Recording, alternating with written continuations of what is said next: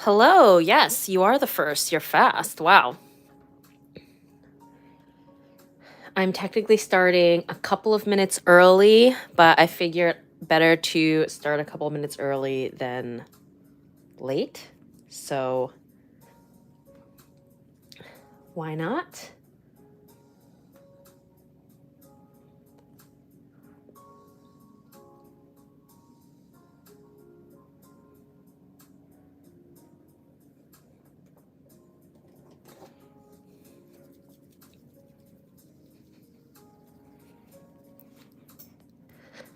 Hello, hello, welcome. I'm gonna hopefully the YouTube notifications notify people. I did make an announcement yesterday on the community tab and on my Instagram stories.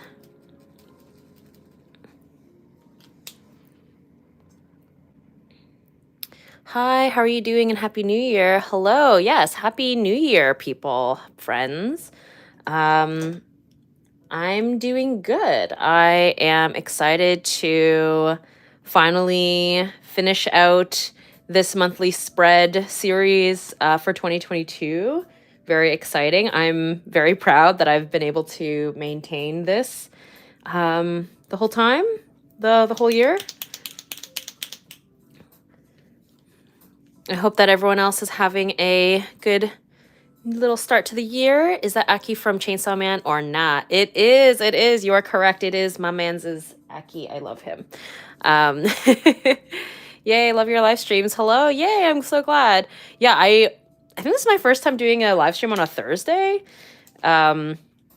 Normally I do them on Fridays or the weekend, but tomorrow, Friday, I actually I have an appointment, like an eye exam appointment, because I really need to renew my glasses and contacts prescription. So that was poor planning on my part.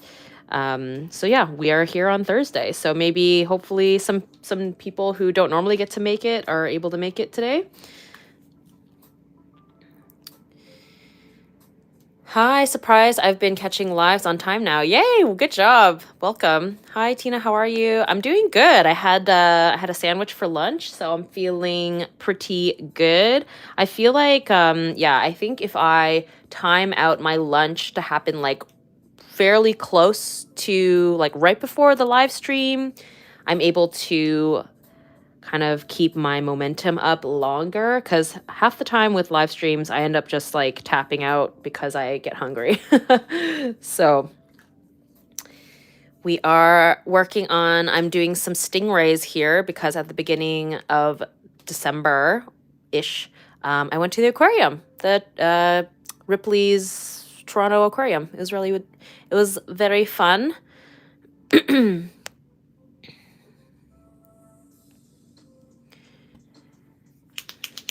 What did everyone get up to on New Year's? I would love to know. Or New Year's Eve, I should say. My friend and I, we just stayed in and watched YouTube and TV shows, which I actually have included at the bottom here. We watched 17's in the Soup.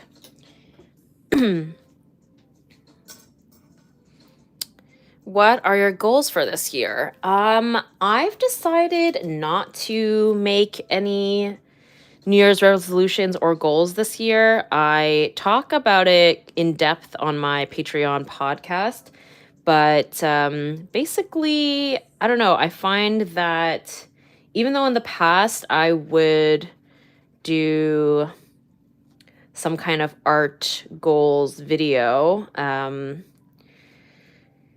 like I feel like I would set like fairly achievable goals. At the end of every year, I'm like, oh, I didn't complete all the things I had set out to do, and it's like so disappointing. So this year, I've decided to take a different approach, and I'm honestly just gonna go with the flow, and that way, hopefully, by the end of the year, I'm just pleasantly surprised of the things that I hopefully managed to do.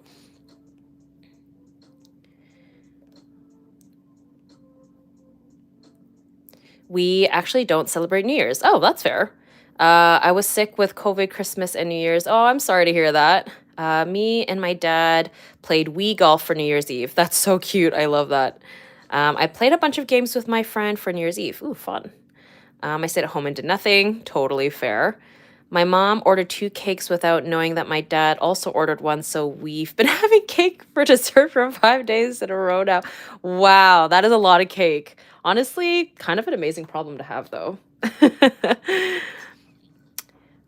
Me and small group of friends spent half the day playing games and chatting and snacking. We hadn't seen each other in person since pre-pandemic, so it was an amazing experience. Oh, that's so nice. Happy New Year. Happy New Year. Here in the Philippines have lots of fireworks. Oh, nice. Can I get a slice? Yeah, that is I would love to know what kind of cakes. What cakes are they? Because it would suck if it was all the same cake, but if it's like a variety, then that's kind of awesome. Let's see. I'll help eat the cake. Right?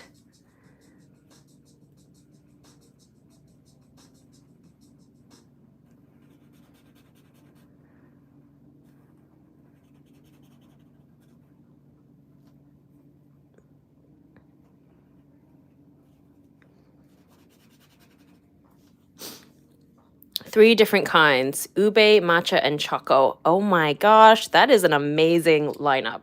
Love ube, love matcha, and then chocolate. You can't really go wrong with chocolate.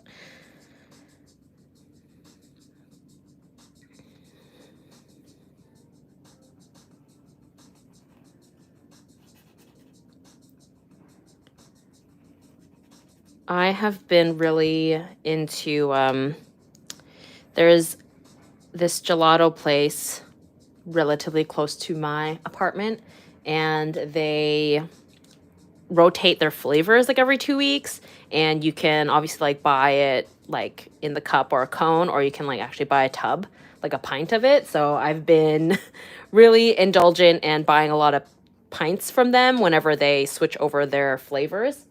And yeah, so right now in my fridge I have a mango lassi, because it's they have like a lot of fun like twists on flavors. And then I have Santa's cookies and a double Biscoff. I kind of went ham because I was like, I had my friend over for New Year's, so we got into the ice cream or the gelato. So that's why I have so many tubs.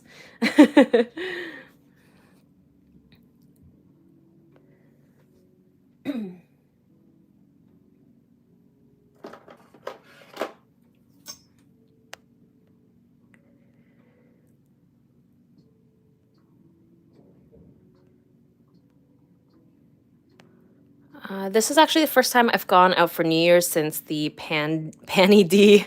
Aw, that's nice. What did you get up to? I haven't gone out for New Year's Eve in a really long time. Even like before before lockdown and stuff. Is anyone else having trouble seeing her art? Mine seems to be out of focus. Could be just me. Let me know if you're having trouble seeing stuff. I know that sometimes it's like due to people's Wi-Fi, or I've heard people saying that they had to switch to their computer or their phone or something. So maybe that may be part of it. I worked all of New Year. I just got today and tomorrow off. How was your New Year's? Well, I'm glad that you got some days off. Sorry you had to work though. Mine was good. Mine was good. It was nice and relaxing. What type of paper do you use, and how did you get good at coloring with Posca pen markers? So this is, I have all of all of the art supplies listed in the description. And I have a video on my channel where I talk about my Posca pen process more in depth. And I also have one with Molotow markers, and I compare the two. Molotow is the other brand of paint markers that I'm using here. But basically the trick, I would say, or the big key for me, is that I cover the paper with gesso first, which is a acrylic paint primer. And basically I use white, since the paper is white, and that's just what I have. So I just cover it And then when it's dry, I sand it so it's really smooth. And that's what creates this like barrier between the paint marker and the surface of the paper. Definitely use like a heavier weight paper, like a Bristol, or this, in this case, this is like a mixed media / watercolor paper. And yeah, the gesso trick can work on like wood panels or other types of surfaces like canvas and things like that. Basically, it's just creating like a really smooth surface. And that way you're not like bringing up the fibers of the paper, and you're keeping the nibs of the paint markers in better condition. But yeah, I have a whole video about it.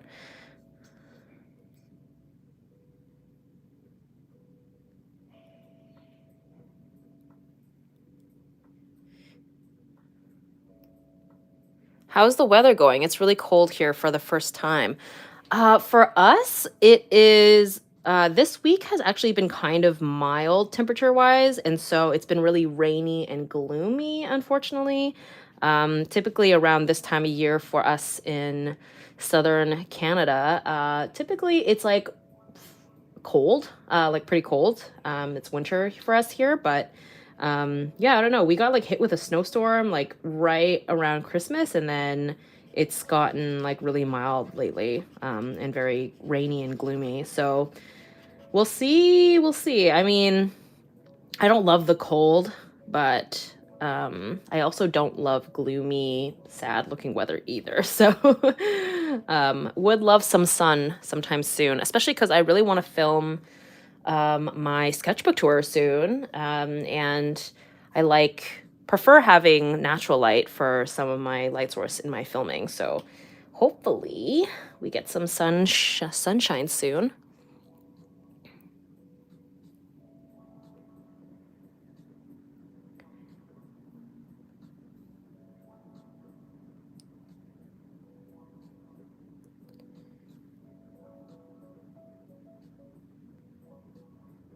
Nani's gelato has great flavors. Oh, I love Nani's gelato. So yummy. Creamery X. I don't think I've tried that one before. It sounds cool though. Just X makes it sound like, I don't know, I guess it reminds me of the X-Men or something for some reason. It has been raining a lot for like 5 days-ish. Yeah, it's been really rainy for us. Yeah, it's so unfortunate. It was raining for me so much, but it just went away so suddenly, and it kind of makes me sad. Oh, really? I know, I guess some people like rain. I personally don't like rain. I'm trying to decide how I want to approach this. I'm using like just a Google photo for these stingrays. Trying to decide how I want to approach the colors. This page is definitely going to be very like blue green, which is kind of fun. I feel like my spreads are often they often contain pink, so we might not have a ton of pink this time around for once.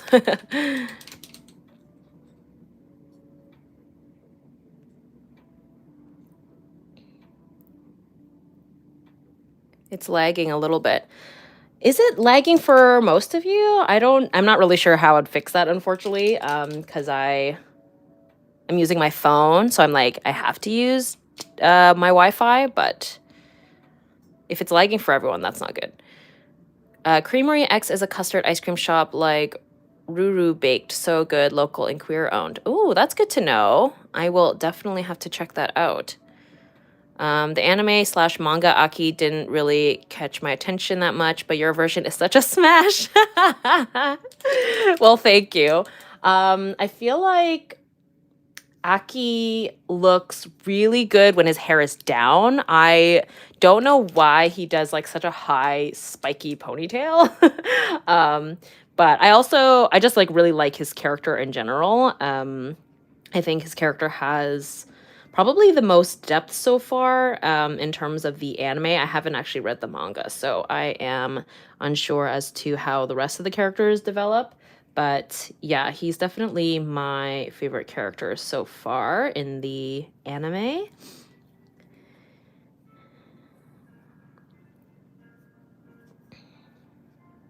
I'm actually not even fully caught up with the full season yet. I have been very slow on that front, but I am enjoying the series so far.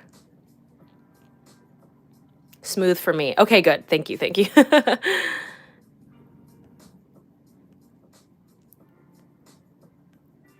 I'm lactose intolerant, so ice cream is pretty much a no-go for me unless I want to feel yucky. Oh, that sucks. My friend is also actually lactose intolerant, but she just takes lactase, or I think it's called lactase. It's like a pill that you can take right before you consume dairy to help with not feeling sick afterwards. But I don't know, like, if that's available to you. I heard it's not very cheap either, so. But obviously there's lots of other things that you can enjoy that are not lactose, that have lactose. Hair down Aki gives Hal Pendragon vibes. He does! That is so true. That's probably why it appeals to me.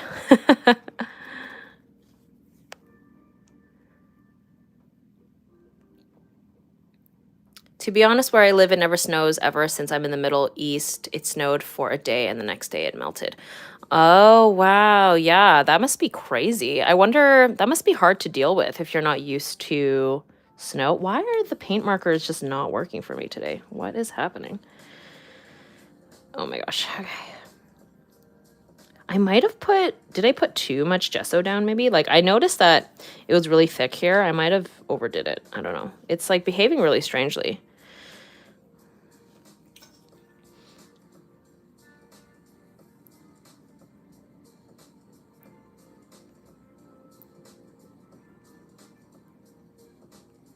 Why are stingrays your favorite? You went to the aquarium?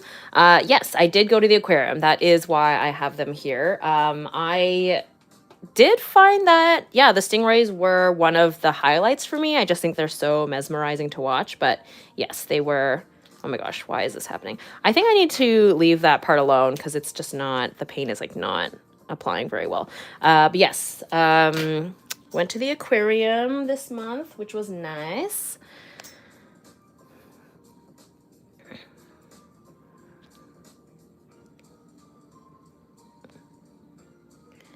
Gotta save your sanity if you're planning on reading the manga because oh my god.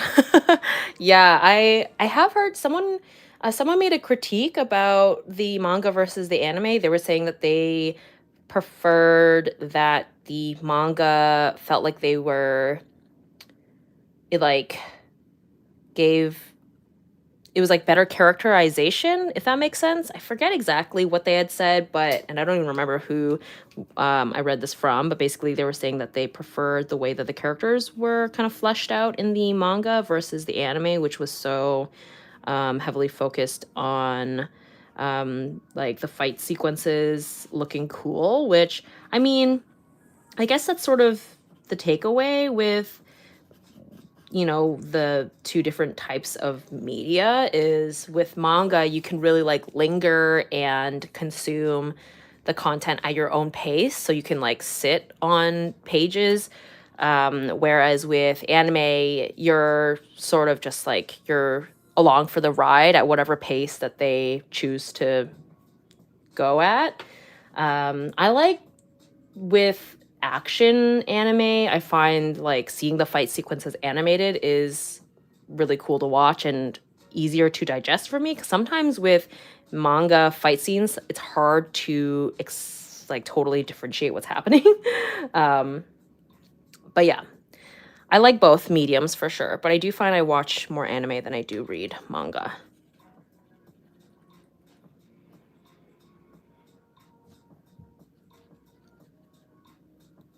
Yes, I think these stingrays need to be, I need to make them a lot darker on the top because the bellies are very, I'm using this reference photo here for context. Something that I feel like I should have bought is like a gray paint marker. I I feel like I'm running into the issue of not having gray oftentimes. What anime are you talking about? I'm talking about Chainsaw Man, which is a character I drew here.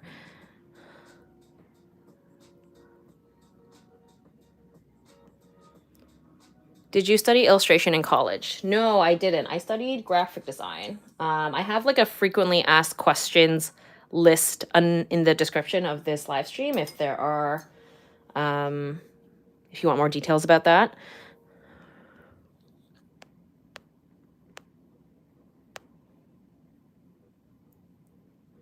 People complain about everything. Yeah, I guess like, yeah, people just always have some kind of, I think expectations can be really, really high when people are really attached to something. So yeah, I guess for me, because I had not read the manga, I sort of went into the anime pretty open-minded, and I was like, didn't really know what to expect, except for that I knew it was pretty popular. Yeah, the paint marker like leaked over here, which pretty much happens to me every single time I do a live stream. So I was prepared, and I have my paintbrushes on hand to use it up like paint, because we hate wasting art supplies in this household. Do you prefer cold press or hot press paper? So right now I prefer cold press, watercolor paper that has a little bit of texture on it, but I think I have not gone around to using like properly nice hot press paper yet, so I'm very biased in my preference. I have a pad of like Arches hot press paper that I've been really scared to use, because for those of you who are familiar with Arches watercolor paper, you know that it is very pricey. So yeah, I'm very hesitant to use it, but I will eventually, because art supplies are meant to be used. But yeah, so it is very possible that I might prefer hot press paper after using that, which will be a dangerous game, because then I will be committed to buying it forever. So we'll see. I recently got Posca pens, yay, winter sales, and it's been fun. It's forcing me to simplify my drawings, which I struggle with. Yes, that is exactly my sentiment with paint markers as well. I'm definitely somebody who struggles with simplifying things, so I find that paint markers do help me let go of some of that controlling factor, or like that blendy, that obsessive blending kind of mentality. Trying to decide what color I want to make like the background of them. I might leave them for now. They're kind of driving me crazy. I might just move on to this one down here, which is to represent my love for the 1975. I got to see them live in December, and they were amazing. The set was so cool. I wasn't expecting it. And I've been a fan of this band for a while. So it was nice to finally see them live. It was very, very, very good show. And yeah, on the set, part of the set pieces was they had like a collection of old TVs. So that's why I'm doing that. And Happiness is I think it's the title track or one of the singles.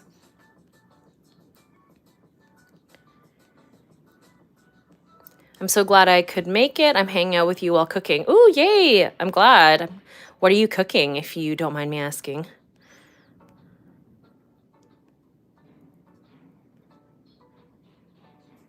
I've been wanting to watch Chainsaw Man. If you are into action and you don't mind a little gore, I recommend it. I've been watching it on Crunchyroll. Oh, what's your favorite 1975 song?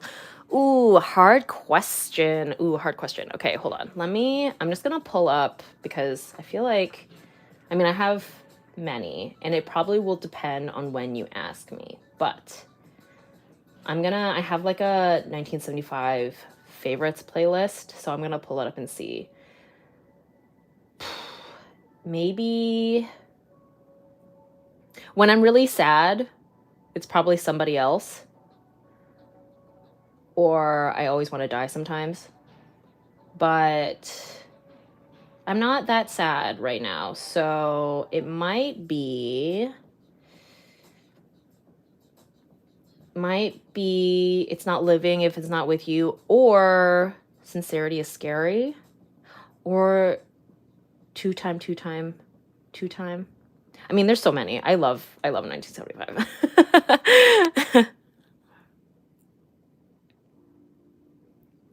I literally can never give someone a straight up answer when they ask what's my favorite song from a band I listen to. It's so hard, right? And it really, I do think it's dependent on my mood, like what kind of I'm gravitating towards, or like it's just always changing. I'm a Libra, so very indecisive.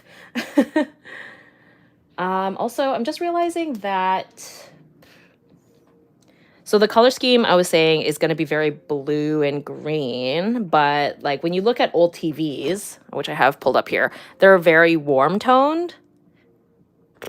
So, I might have to move. Maybe I'll move on to Aki and then kind of determine the color scheme from there, just because he's like probably going to be the focal point, obviously, of the highlight of this spread. So let's do that. And for context, this is the character here who's got like blue hair. So it'll be on theme with these stingrays. Oh my God, throwback to the old YouTube application logo. That's so true, right? I'm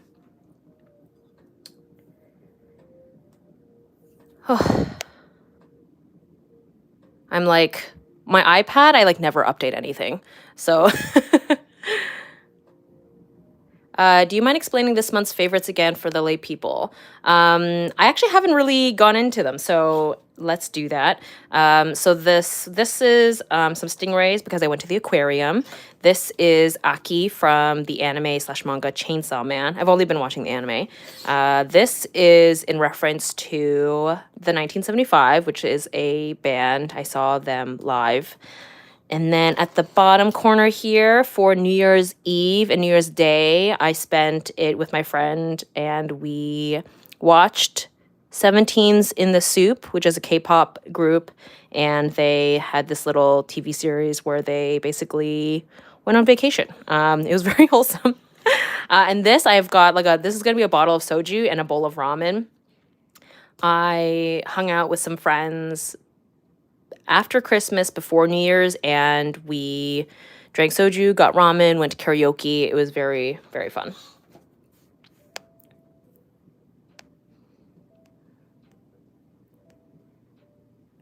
Same, there's too many good songs. I'm the same. It's so hard to find a favorite singer by your fave band / singer.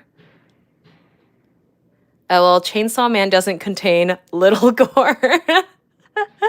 Yeah, that's true. It's actually, it's very, very gory. Very true. So warning, if anyone has been considering watching Chainsaw Man, it's very gory. Not little gory, very gory. I literally can never give... Oh, yes, I read that. Do you have a favorite / hated medium? Sorry if you answered this question already. Watercolor and gouache are sort of my favorites. I sort of flip-flop between them depending on my state of mind, I suppose, or just where I'm at. I'm very indecisive. But hated medium, I don't know. I don't want to say hated just because I haven't used it in so long and I've only used it once. So it's like not a very informed opinion, but I do recall really disliking oil paints when I was in high school. The one time I used it. I am a very impatient person, so that's why oil paints is just like a medium that doesn't make sense for me. But you never know. I could be totally wrong, and maybe one day I'll get my hands on some and maybe I'll feel differently about it. But yeah, that's usually my go-to answer in terms of a medium that I don't like, because I have a feeling that I would just get frustrated by the experience. But it could be wrong. Could be wrong. I know there's like mediums that you can add to oil paints and stuff to like make them dry faster and whatnot, but like it's so involved. It's such an involved painting medium, like all the cleanup and the spirits and the setup and everything. So, and I hate cleaning my paintbrushes, which is why I like acrylic, or not acrylic, gouache and watercolors makes more sense for me. So yeah. Would you recommend Chainsaw Man to a Tokyo Ghoul fan? I haven't watched anime in years, but want to get back into it. I actually haven't watched Tokyo Ghoul, so I unfortunately am not the right person to answer that question. But I'm sure somebody in the chat room will be able to determine that for you. Woohoo, I made it! Working on my bullet journal while I listened during my lunch. Ooh, yay, nice. I still need to watch 17's in the Soup and the second season for BTS. I haven't watched BTS yet, like either of theirs in the Soups, and I know 17's in the Soup. The second season is coming out soon, apparently, so lots of content to catch up on. Karaoke is my dream hangout with my friends. We're gonna do it one day. Ooh, I hope you get to. I love karaoke. I love, love, love karaoke. Specifically, like I typically do karaoke where it's just like a private room with my friends, because it's just a safer space than doing it in front of a giant crowd. It's very nerve-wracking to do in front of a crowd, which I have done technically. I did it in Montreal when I went last year. I have it in one of my vlogs. It was fun though, but I had to have quite a lot of liquid courage to do that.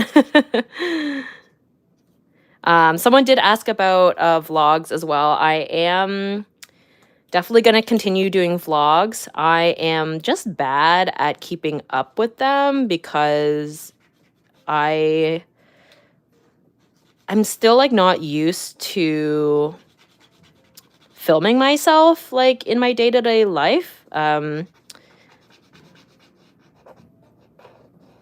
So my vlogs are always like spanning across like months.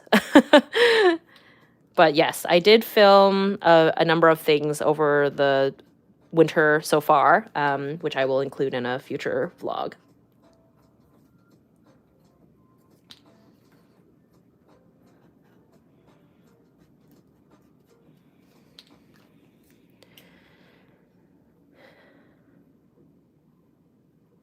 I saw like one clip of Chainsaw Man, yes, too much gore, and Aki gave me the same vibe as Megumi. I also thought that too. Especially because I don't think this is a spoiler. Aki, he does this like hand sign to summon this dog demon, which like really, really gave me Megumi vibes, even aside from like the hair color and the demeanor of their personalities. They are different for sure, but they do share a lot of similarities for sure. The demon dogs, no wonder.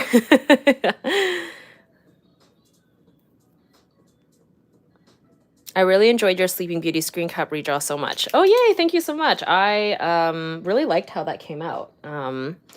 It encourages me to approach some more backgrounds soon. I'm coming to realize that when it comes to backgrounds, I definitely prefer more naturey stuff if I had to pick, just because like buildings and man-made stuff requires like way more effort, I think, in order to execute well. Because it's like, if I draw the perspective of a tree or something wrong, like you can't really tell. Whereas if I draw the perspective of a building wrong, it's like very obvious. So I'm coming to realize like kind of what makes sense or what's easier or more approachable, I should say. Not easier, but more approachable for me personally.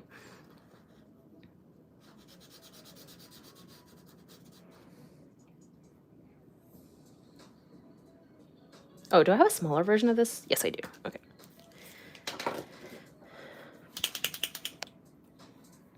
I'm just drawing a Utena poster, so it's nice to have your company. Yay! Oh my god, do you mean like Revolutionary Girl Utena? Because I freaking love her. Good choice, good choice. I love the backgrounds in your Mulan screen cap redraw. Thank you. Yeah, I had really enjoyed the colors in that one.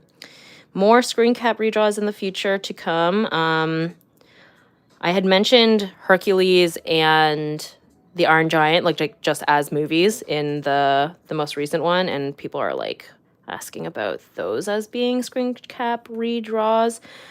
We shall see. I'm kind of thinking, I think I mentioned this in the video as well, like I'm thinking I might do a live action screen cap next, just because I've been doing a lot of animated stuff recently. I have yet to decide on what that will be, but we shall see. I also need to do like my Patreon exclusive video this month, and I think I might do a Sailor Moon screen cap redraw again, which I think will be fun to do because I've done so many already, and I have it on my YouTube channel already, so that's why I figured for my patrons it'll be like a fun little extra bonus, because why not? And the Sailor Moon backgrounds are just, like the 90s Sailor Moon backgrounds are chef's kiss. Like they're just, the aesthetic is so good. I remember you saying when your next shop opening is, but I don't remember the exact date. I think it's February. I don't have an exact date yet for when I want my shop to open again. I originally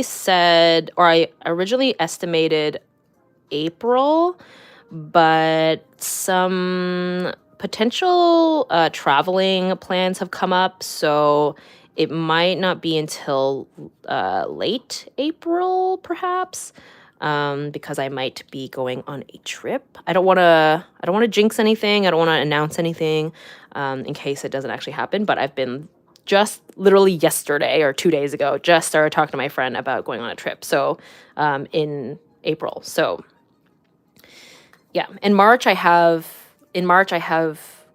Comic-Con, like Toronto Comic-Con, so I don't want to have my shop open at that time. So yeah, probably want to come back from the trip if the trip happens.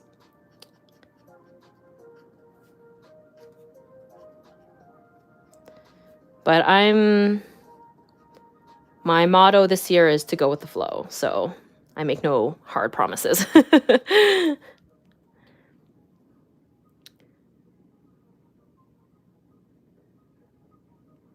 I've been doing the cone sign, but I'm afraid to actually point it out to people just in case a demon fox actually comes out. I love like just how anime culture has really dominated a lot of people's like everyday lives.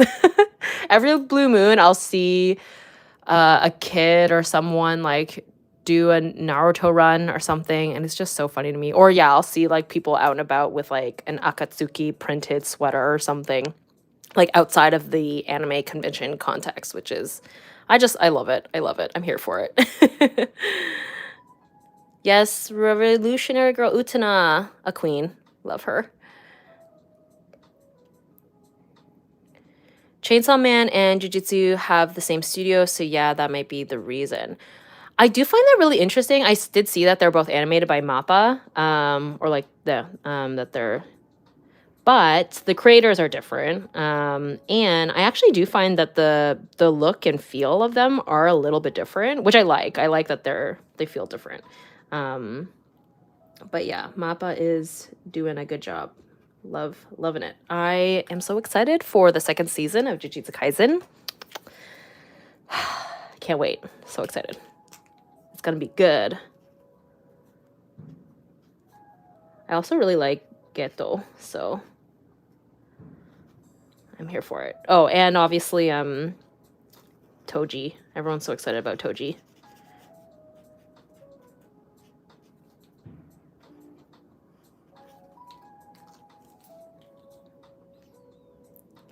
Is Chainsaw Man more gory than Attack on Titan, or it's more gory than Attack on Titan? Probably more gory. I think Chainsaw Man might be more gory than Attack on Titan, or similar.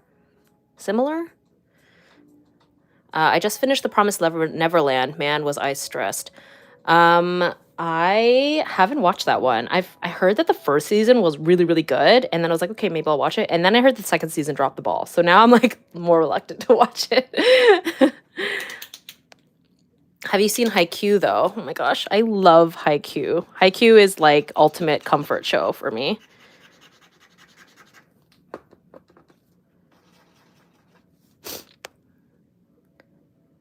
My brother and I just started Jujutsu Kaisen. Oh my gosh, enjoy! It's amazing. I love it so much. Also check out the movie if you can. I recommend. The movie is like a sequel. Oh no, prequel, sorry. It's a prequel, which I think is worth checking out. Have you watched The Dragon Prince? I would die if you did a screen cap or rendition of one of the characters.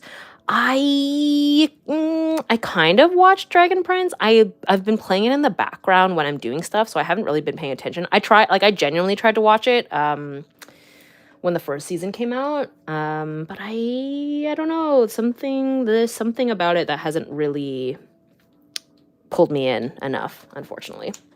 I'm not sure why.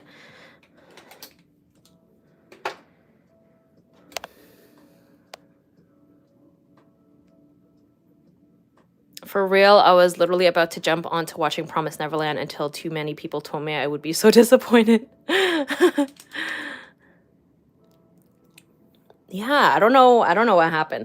I also find that I'm not really partial to when a series is like based around children. I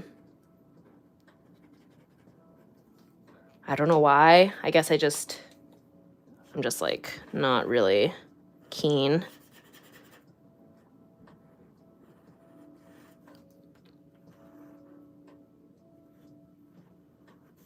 Which reminds me, I still haven't finished the first season of Ranking of Kings, which I was enjoying. I just got distracted by lots of other things.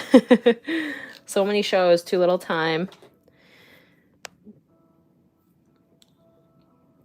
The Dragon Prince takes an episode or two to get sucked in. I'm having the same problem with season 2. I think I watched like the first full season. I think ish. I feel like I gave it a proper shot, and then now I'm just like putting it on in the background.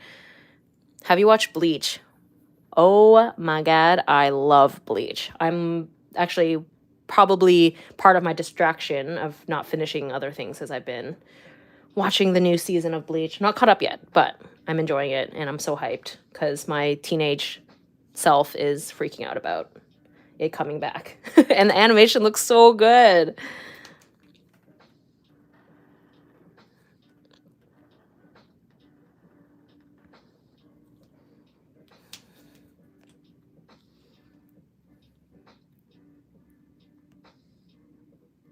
Same for me. It's just one of those background shows that I just play in the background without actually absorbing anything from it.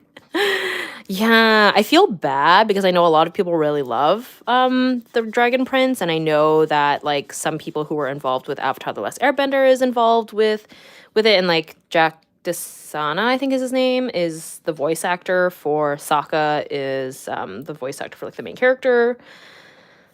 But yeah, I don't know. It just part of it is I also don't love the animation style. Sometimes I can look past the animation style if I really like the story or the characters or something, but yeah, nothing was quite sticking for me.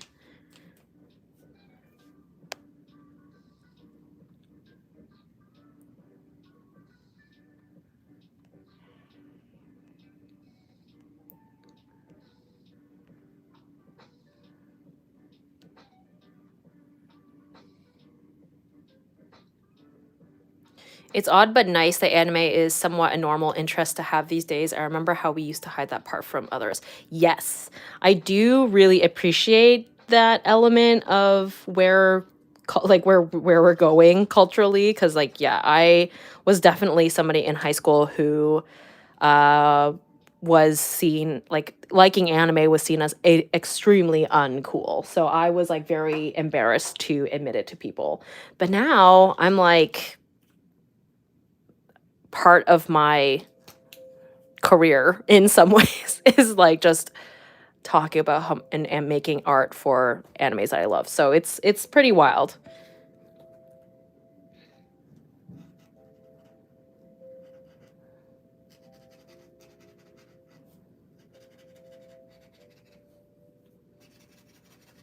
This marker is doing something weird.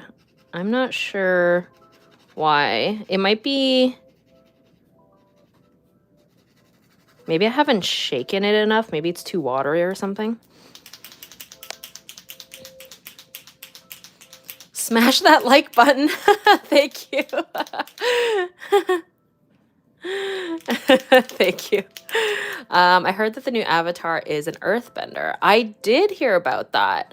I also heard that it's going to take place like in more modern day, just like when you think about the timeline of like when Korra would end, and like how long her lifespan would potentially be and all these things. So people are like saying it's like it'll be early 2000s or something. I don't know. I'm like very reluctant for Avatar universe stuff to take place in like more modern eras because I liked the old world vibe of the original series, so we'll see. I am glad that it is going to be... I am glad we're getting more animated stuff, because that's definitely my preference. So, we'll see. Wait, there's a new Avatar series. Yes, it's in the works. There's like a couple different projects. I know there's going to be a Zuko one, which I'm really excited about. I don't know if it's going to be a movie or a TV series, but yeah, it's coming. I feel like that plot is such a risk. I hope they don't ruin it. Yeah, like I didn't even love Korra, like with the steampunk vibes. Like I was like when they were like driving cars and stuff, and I was like, I don't know. Because it does kind of make me feel as though bending would be less and less needed when you introduce technology and modern day inventions and conveniences. So I mean, maybe that would be a theme to tackle, but I don't know. I don't like it. What is happening? I feel like I might have done the gesso too thick or something. I feel like I'm really fighting with like the application of these markers. Some of these markers are not working with me. I don't know. Something's amiss here. Seems more difficult than it should be. I also feel like I did the shine a little bit too straight. So I will need to fix that as well.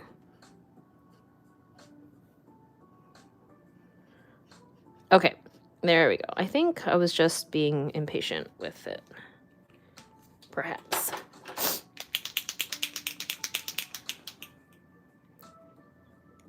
They're going to have planes, so what about the bisons? Yeah, exactly. Things like that. It's just so many elements that it just sort of...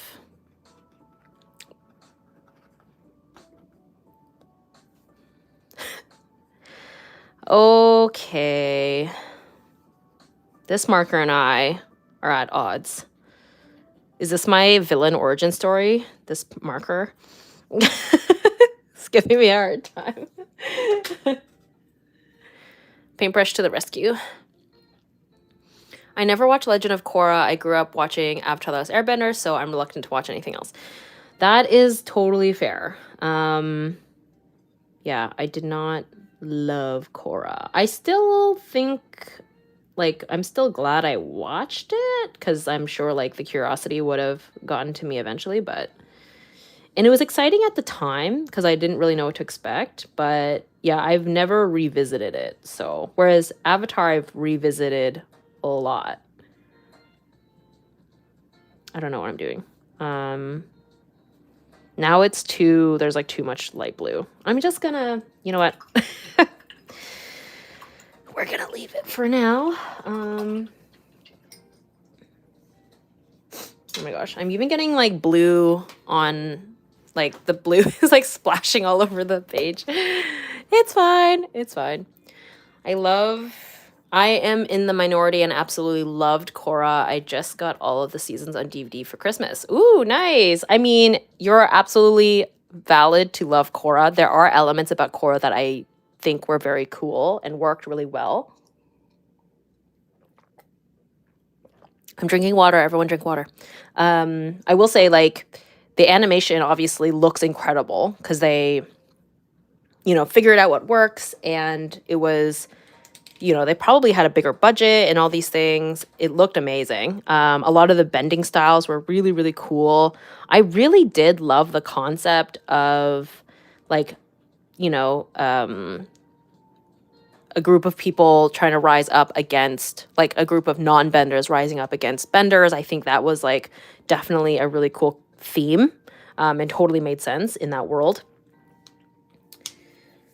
But yeah, I feel like a lot of the characters didn't have, like, clear arcs and, like, character developments, which I think was such a highlight in the original series. And what I loved about it so much is that it had, like, really good character development for a lot of the characters. I only saw season 1 of Korra because YTV only played season 1 when YTV said they had a new episode. I can never catch it. I think, how did I watch it? Because I did, YTV is like a Canadian network, so I know exactly what you mean. I must have watched it online somewhere because I did not have cable by the time Korra was coming out because I was in college, I think. But anyway, apologies to everyone who's like, I don't watch animated TV shows.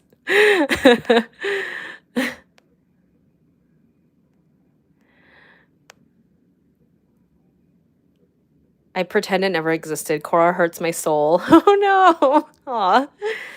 Hey Tina, glad I can make a live stream. All this talk of popular shows and anime makes me feel so old. Oh no.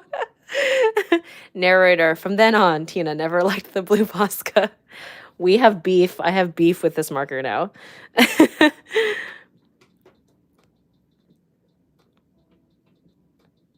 It's better to read the manga of The Promised Neverland for season 2. Ah, okay, fair enough. There's been a decline of shoujo anime since the last decade, and I'm sad about it. Oh, yes, I agree. I don't know what happened. I saw on my YouTube feed a video pop up. It was like a video essay, and it was like, what happened to shoujo anime or something, or shoujo manga? And I really want them to bring Ouran High School Host Club back. I feel like one of the shoujo things that did kind of make a return briefly was they brought back Fruits Basket. Like, they redid it because the manga had finished.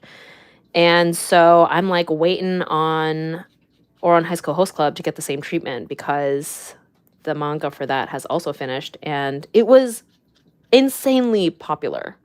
So there's definitely an audience for it. And there was only one season. So petition for them to bring back Ouran High School Host Club.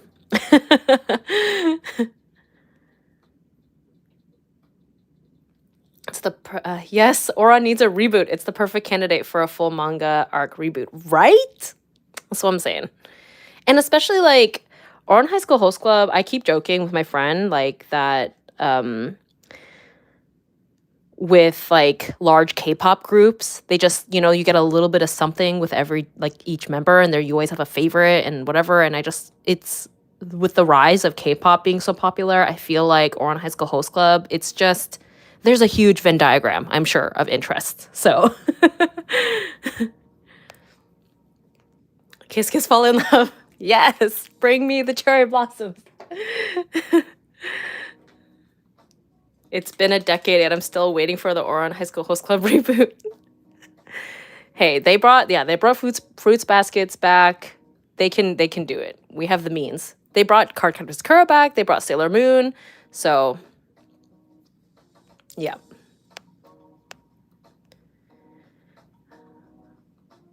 Oh, I agree. The concept was good. I felt like some of the ways that it portrayed Katara and Aang raising their kids didn't align well with how they were in Avatar: The Last Airbender. Also, character development lacked a little. Yes, I agree.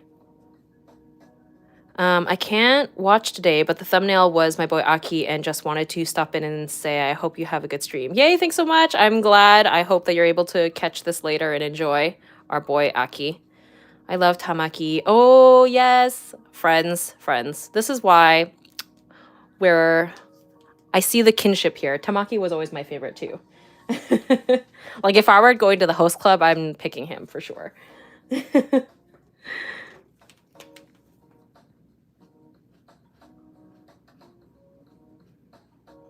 I remembered at the time when the anime was coming out or when the anime was like at its peak popularity, my friend was team Hikaru for Haruhi and I was team Tamaki.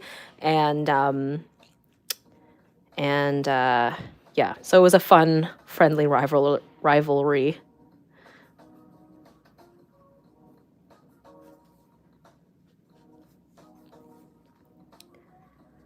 I found the manga at my library for Oran, and I'm excited to read it. What? Oh my gosh, that's so exciting. I love that. The twins were good too. I mean, I loved the twins. I did love the twins, but my favorite was Tamaki. I loved them all though.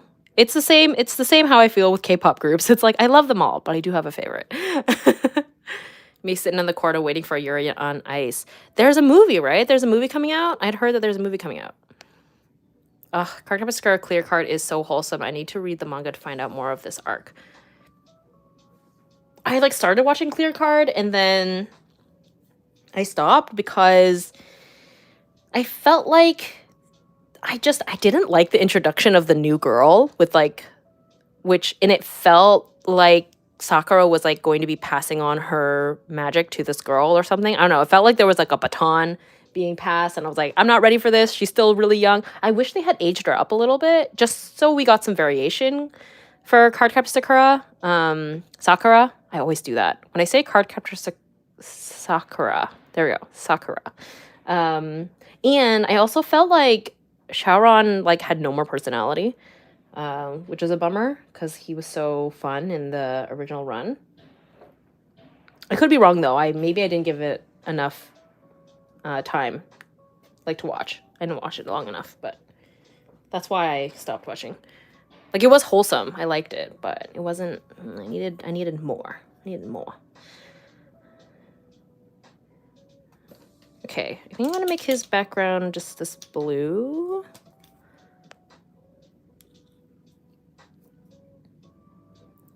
I shipped Sakura and Shaoran before I knew what shipping was. Oh, me too. The shipping went hard. And Toya and Yukito. Like, hello.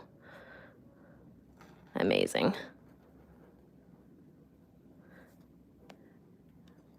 Did you ever watch Tokyo Mew Mew? It got a reboot recently and it was so nostalgic to watch. I didn't know it got a reboot. That's cool. I actually didn't watch Tokyo Mew Mew that much. I think by the time Tokyo Mew Mew came out, I was in my, like, I'm too cool for that era of my life, which is a bummer, but I'm sure I would have loved it if I watched it.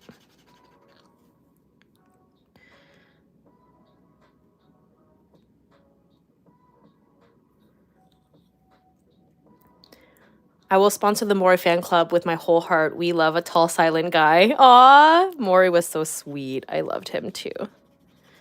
Mori gives me Wanu vibes from 17. Finally make it to a live stream. What are the different sketches this month? Hello, welcome. I'm working on Aki, which is a character from Chainsaw Man. I also went to the aquarium, so I drew some stingrays here. I felt so silly. I was like, what's the difference between a stingray and a manta ray? And it's literally like the stingray just has the stinger. I was like, okay.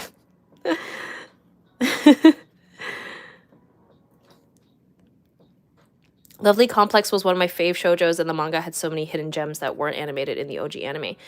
Lovely Complex. That sounds really familiar. I don't think I unfortunately did not watch that one. Or Skip Beat. That sounds really familiar as well. I did for a really long time have read Shoujo Beat. So I was consuming a lot of those. Particularly Nana was one of my favorites. I was obsessed. And like Nana was where my love of like Vivienne Westwood came from. Just like the fashion. Which R.I.P. Vivienne Westwood.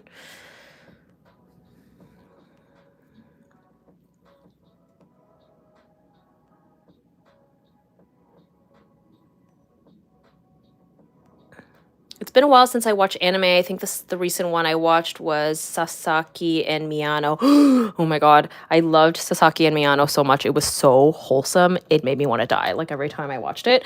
Also, if you are new here or haven't seen it, I actually included Sasaki and Miyano in one of my favorites spreads when I watched it. Where is it? Here. Sasaki and Miyano, the sweetest, most wholesome boys on the planet. If you like anime and you liked Yuri on Ice, I highly recommend. Or if you have never watched anime before, but you really liked Heartstopper, I would also recommend Sasaki and Miyano. Anyway, sorry, I had to just do that because my first stream, I'm at work fixing a mistake I made yesterday. Thanks for the content. Today will be a good day. Aw, I'm glad to keep you company. Sorry that you had to go in and deal with all of that. Okay, this sketchbook is like real chunky, so I have to clip it down.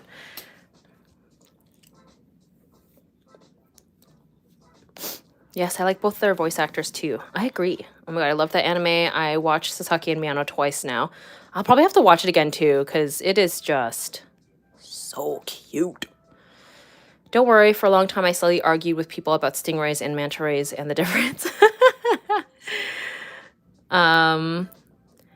Oh, they should do a reboot of D and Angel since the manga finally resumed / finished after like 20 years. Oh my god, really? That's amazing. I like completely forgot about D and Angel, and then I had went to my mom's home and raided her basement for like my old sketchbooks and stuff, and I had found a D and Angel manga, and I was like, oh my god, I completely forgot about this manga, and I loved it. So yes, I would love a reboot of that. I would watch it for sure. Thank you for blessing us with Sasaki and Miyano fan art. You're welcome. It's so adorable. Yes, right? Oh my gosh, my friends are texting me. D and Angel was my first manga. D and Angel was so good. Oh my god. Now I feel like I need to revisit it. I've never heard of Sasaki and Miyano. It sounds so good. It is the most wholesome BL anime ever, I swear. You just want light, fluffy, sweet, I recommend. If you want something that's gonna make you cry, then you could watch Given, but that like hurt me deeply, so.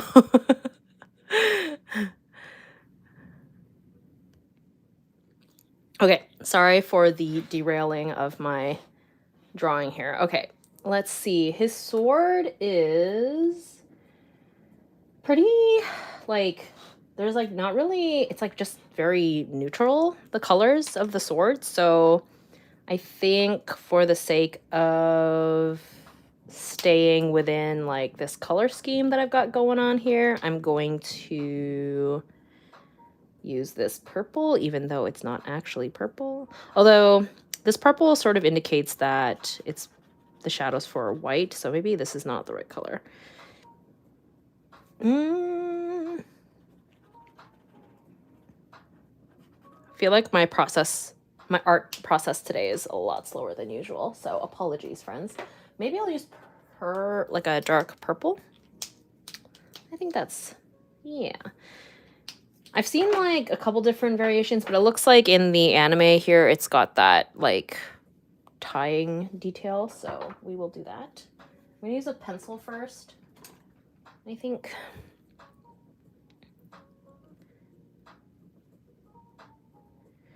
I would like to start to do live streams on YouTube too. Would you recommend something? Thank you. I personally, my YouTube live streaming setup is actually so bare bones. I literally just stream on my phone, and then I like read the comments from my phone. Yeah. I think it's not ideal, but it's just the easiest for me, and so I've just been doing it. Oh, you know what? Actually, I should use this color. I think this is the right color. Yes. Let's do that. Okay.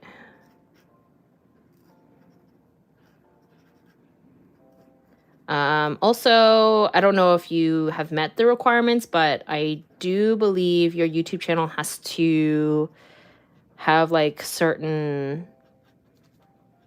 have hit certain milestones in order to have the feature of live streaming. I don't think like anyone can live stream.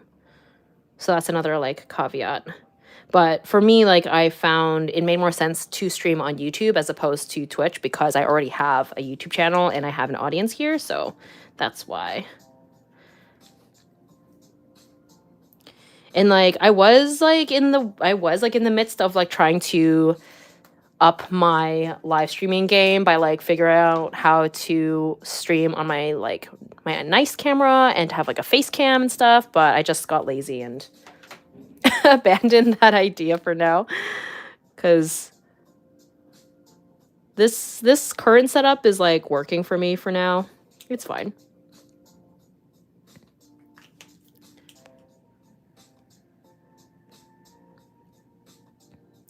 I absolutely loved Heartstopper, so I think I'll enjoy it. Ooh, perfect. Yes, it's very similar energy. I need to go work on a cat portrait painting now. I hopped on to have something to listen to while I painted, and I was excited to find that you were streaming. Love listening while I work. Yay, I'm so glad. I love when like I hear that you guys are also working on stuff because it feels like we're having an art date or like, you know, a working session.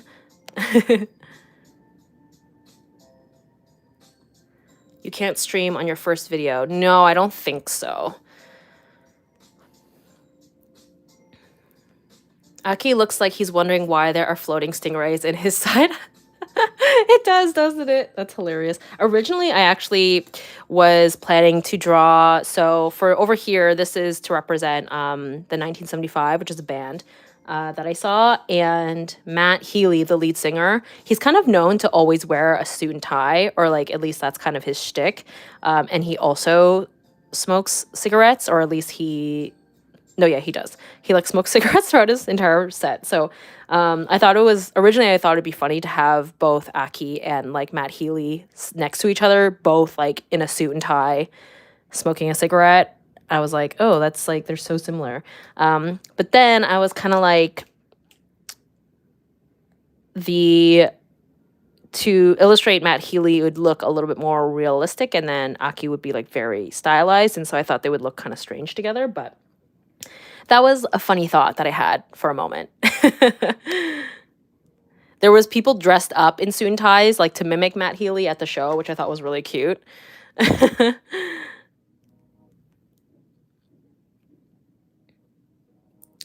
I usually work on a drawing while watching your stream, but my iPad is charging. Aw. I charged my iPad right before coming on stream so that I had something to use as my reference point.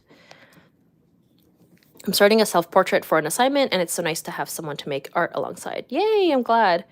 Bro, Heartstopper is the best. Also, I am currently trying to draw a big portrait. Yay, good. I love hearing that you guys are working on stuff. I normally like to listen to music while I sketch, but because of how funny and chill these live streams can be, I can't help but draw too. Yay! I'm also listening while I'm drawing anime guys in Photoshop. We're thinking alike. I love drawing anime boys.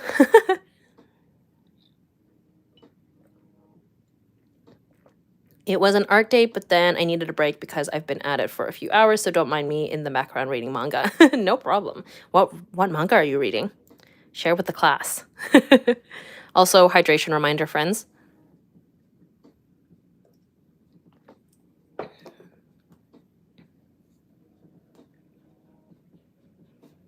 Okay, let's fill in his irises. His eyes are actually quite dark. They're like a dark blue, so let's do that.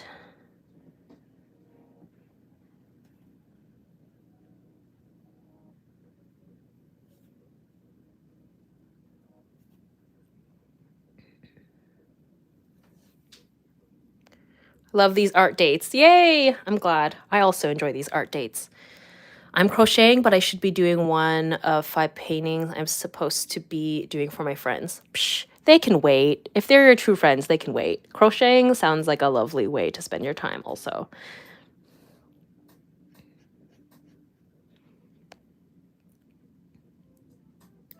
I'm working on a painting historically inspired Valkyrie. Ooh, that sounds cool. Did you hear they wrapped up filming for Heartstopper Season 2 so we could get a release date soon? Oh my gosh, I'm so excited.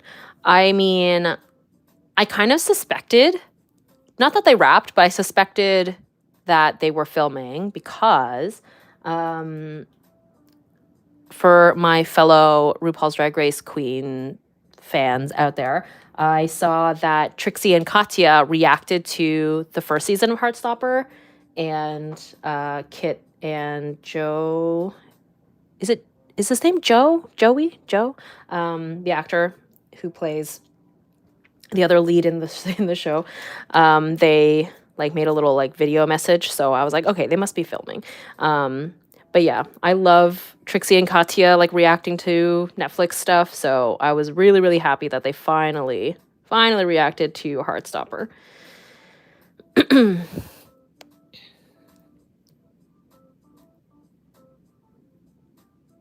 I feel like I'm pretty odd here. I'm playing Valheim while listening to this. I haven't heard people playing video games during my live stream. I'm glad to keep you company while you play on a video game, though. That's still, you know, your problem solving, I'm sure. And part of art is definitely problem solving, for sure.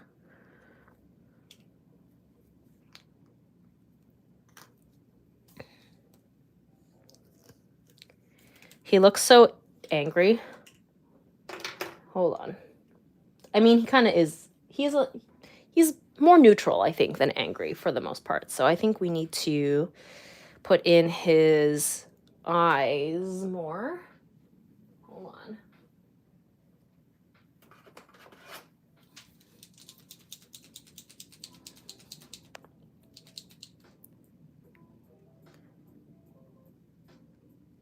Kit is on his DILF era, lol.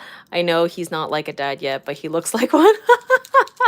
He bulked up, right? Is that why?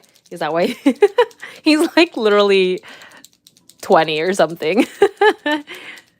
Or even younger. I don't know. He's very young though. But I did see that he looked bulkier, I think.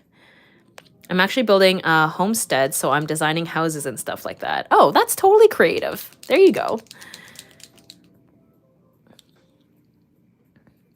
Teacher Tina's coloring skills are incredibly beautiful, extremely creative, so unique, and so clean with complex mixtures. Super outstanding, Teacher Tina. Very awesome. Thumbs up. Happy New Year. Thank you so much. Happy New Year.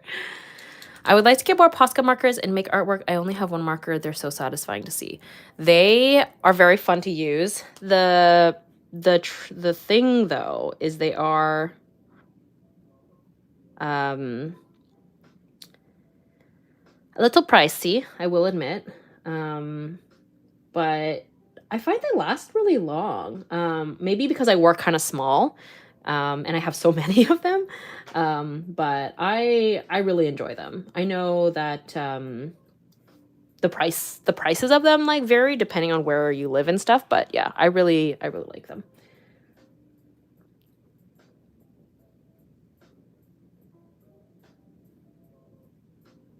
Okay. He looks he just sort of looks, now he looks more neutral, I think. He just looks slightly annoyed, which is, I think, more of his neutral state, especially dealing with his colleagues. Okay. Let that dry, and I might use...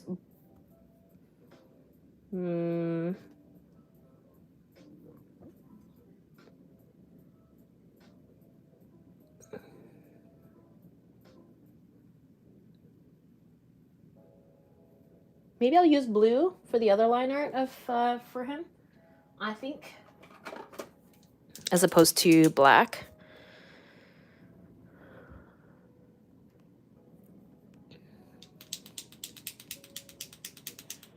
I've been super unmotivated art-wise. I've taken the longest break, and all I can do is random sketches. I feel like I've lost my creativity throughout the years. What do I do? I mean, you're still making random sketches, so I would say that's still a win.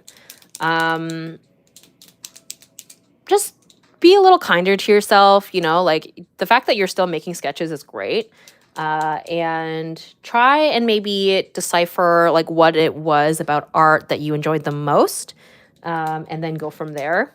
It doesn't have to be like a groundbreaking thing. It can be like, for me, what I often lean back on is fan art, because that was kind of what sort of got the ball rolling in terms of me getting really into art. Was I wanted to just like express my love and joy of these characters and stuff. So that's something I always just sort of fall back on. But I know that like that's not everybody's thing. So just like tap into what made you love art in the first place and go from there.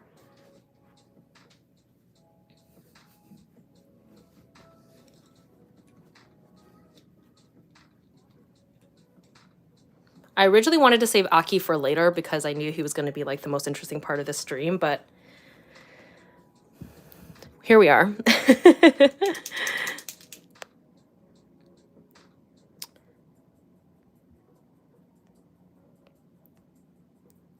I really like your live streams feature traditional art. Most streams I watch, I'm used to it being digital.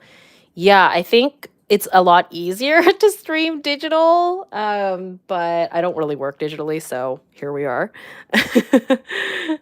I love drawing along with live streams. I'm currently working on a painting for Year of the Rabbit. Ooh, yay, cute. Yeah, it's apparently Year of the Black Rabbit.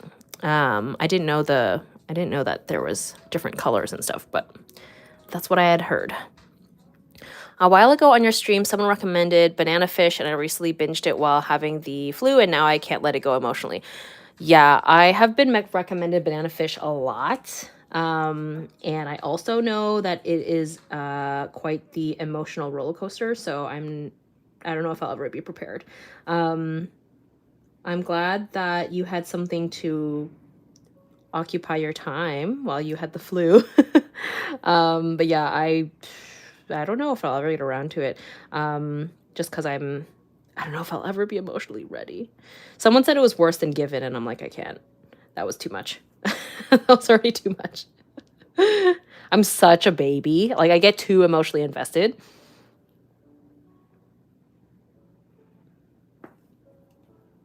Am I liking the blue for this? I'm not sure. Too late, I guess. We're already here. We're already doing it. We're committed.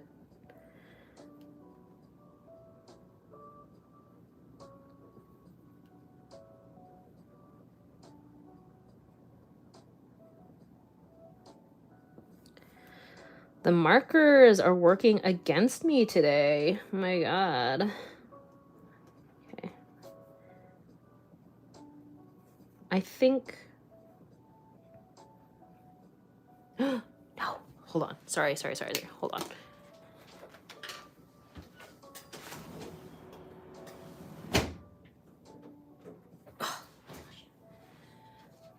Okay, sorry. For those of you who attend a lot of my live streams, you'll know that I have been having a war with the pigeons and birds in my neighborhood, and they keep trying to live on my balcony.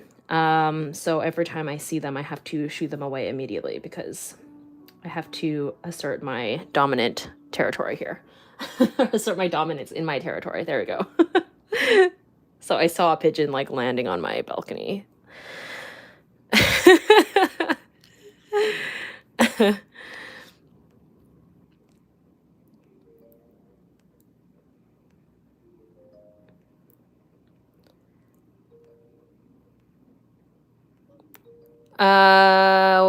Sorry, I've been...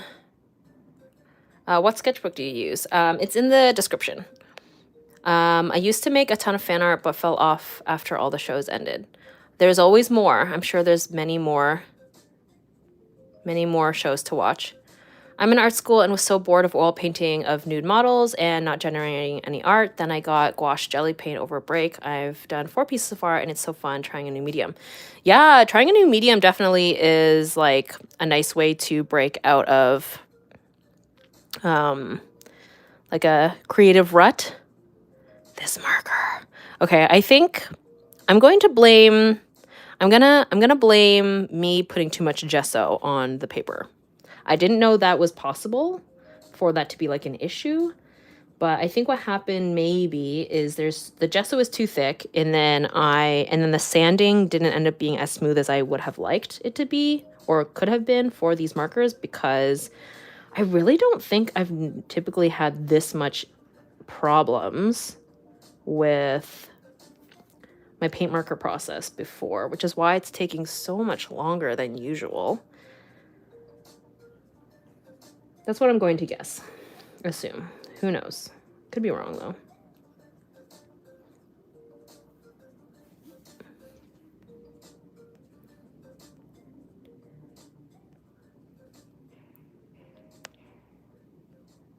The blue liner looks great. Thank you. Sorry, I'm like trying to keep up with all the chat here while I was fending off my balcony. Where did you watch 17's In the Soup? It's been a long time since I watched a K-pop variety show. Glad to catch the live. Yay. Getting into K-pop made me draw more. Ooh, yeah. My friend got it somewhere. She has a Weverse account. I don't. So that's probably where she got it, I think. But if you are looking for K-pop variety content and you don't want to sign up for Weverse, Run BTS and 17's Going 17 are both on YouTube. So those are free and totally accessible to watch. For a while, BTS's Run was like, it was only fan uploads or whatever, but now on their official like Bangtan TV, they've been uploading all of their episodes, so they're all up there now with subtitles and everything. And then yeah, Going 17, which is 17's variety show, is all on YouTube. So different type of variety content, but still very entertaining. Did you buy the Fine Point Posca set online? I buy all of my Posca markers from my local art supply store. But I have links if you are interested in buying it online in the description.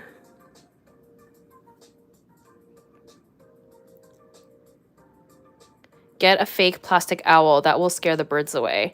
I heard that only works if you move the owl frequently because they like get used to seeing it. Like it'll scare them off initially because they're like, "Ooh, what's that thing?"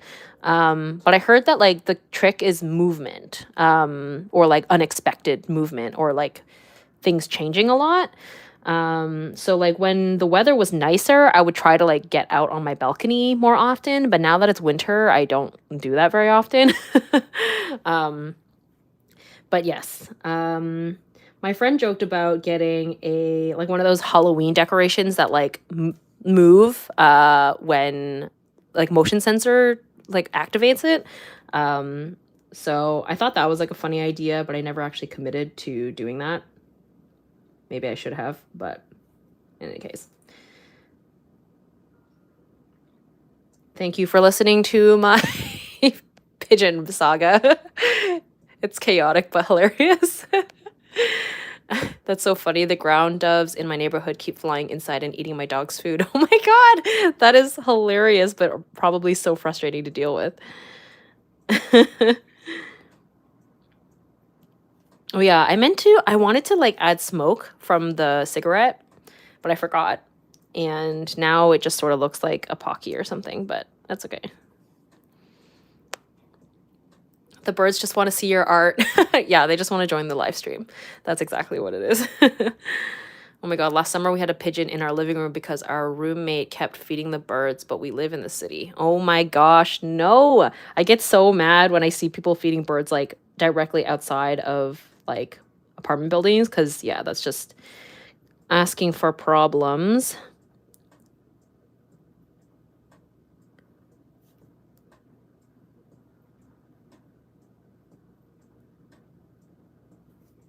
This marker is driving me crazy. Hydration reminder. Oh yes, thank you. Thank you. Everyone drink your water. Oh, jump scare the birds. That will be a riot. Right? And then I can have like a little ghost like dancing in my balcony. That'd be great. The birds are lonely. I had a bird pet feeding the birds. Tea or coffee? Ooh. I I like both a lot, but I think I'm currently at the stage in my life where I gotta go with coffee just because I do have a coffee almost every day and I don't necessarily have a tea every day. So, but I do really enjoy both. I find that like some days I'll have like my coffee in the morning and then I'll have a tea like halfway through the day or in the evening. Depending on if I want like more caffeine, I'll do like a caffeinated tea like midway through the day, or I will wind down in the evening when it's cold with like a non-caffeinated warm tea. Okay, that took way too long because of this stinking marker. This live stream is just, it's no longer draw and chill, it's just draw and fight. I'm like really struggling with these markers today. Yeah, fighting with the markers and fighting with my pigeons. Not my pigeons, the pigeons. I feel like I'm thinking of like the crowing from Schitt's Creek.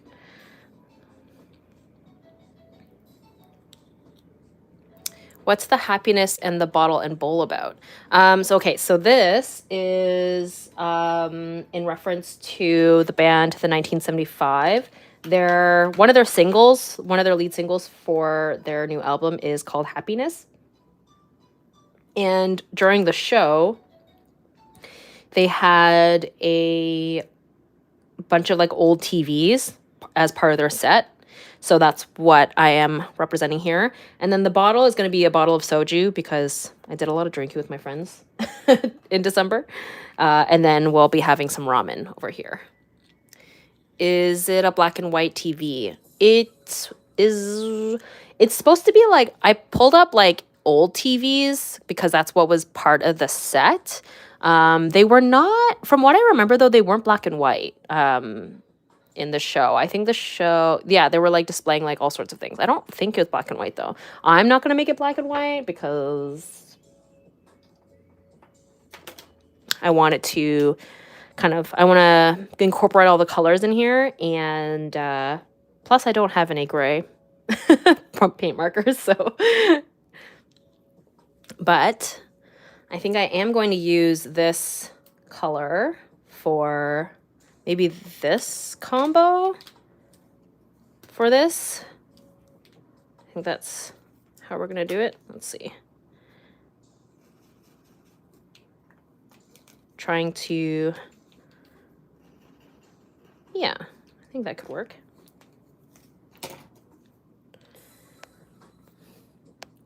Those TVs look so goofy. I don't recall ever having TVs quite like this. I definitely remembered seeing people have TVs like this. But we had upgraded from this. Maybe my sister would have had something like this at one point because my sister is like 9 years older than me and she grew up in the 80s. So, but I'm a 90s baby, so we didn't have those. I love the aesthetic of old appliances. Me too. Honestly, they were so extra because they had to be, I guess, in some ways. But I really love the look of like, especially like the pastel colored appliances. I'm obsessed. Like I want my whole kitchen to be just pastels. If I could, I would have just like my entire kitchen decked out in Smeg items, which are like, they're like kind of known for having pastel items. The paint was still wet. I dipped my hand in there. But I rent, so I will not be doing that. But if I ever owned property, I would want to do that.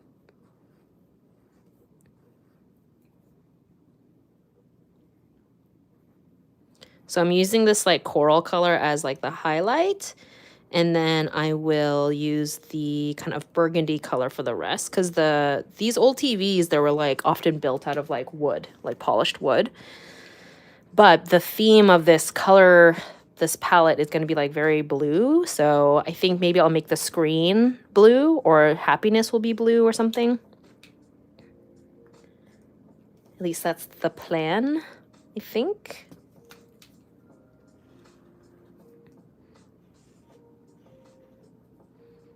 But I knew that Aki was going to have some warmth, obviously, because of the skin tone, and then the sword ended up being able to make it warm. So trying to, you know, like find ways to make it all tie together.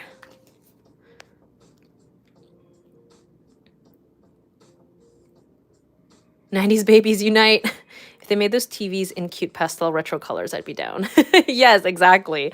All about the pastel colors. Which Posca marker colors do you still want?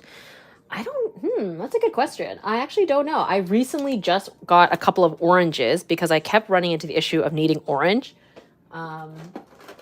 Which, of course, in the past couple of streams, I didn't need orange, but previously so when I went to, last time I was at the art supply store, I got orange.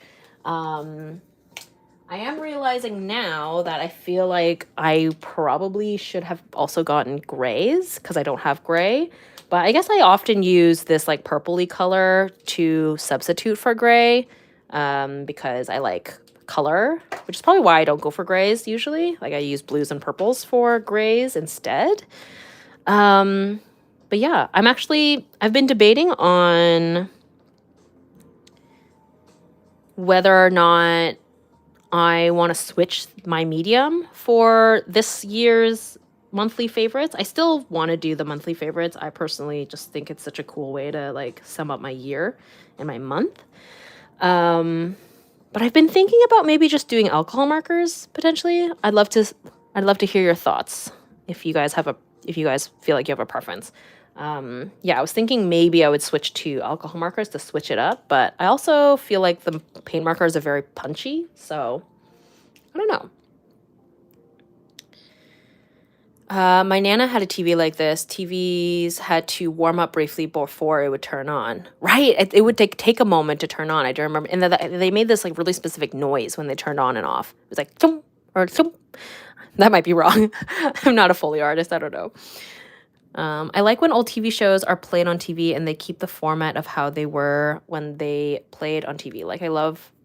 I love Lucy. It's one of my faves from the 1950s.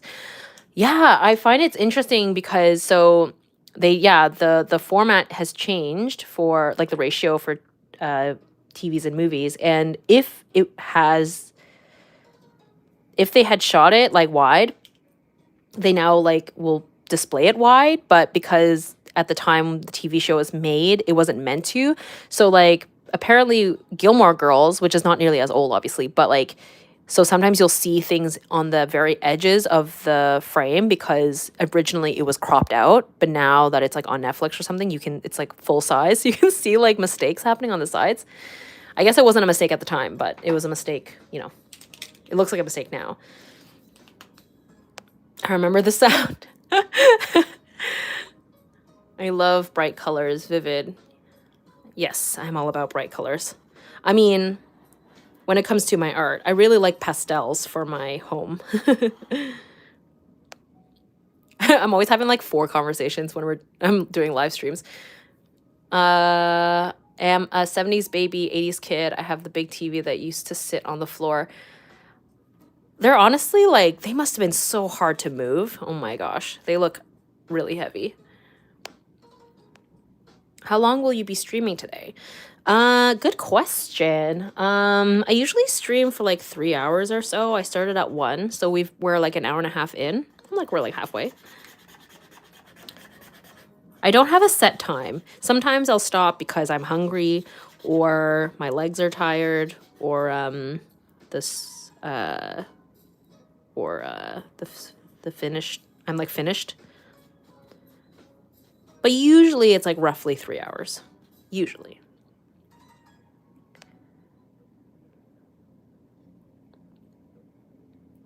Yes, TV made sounds on and off.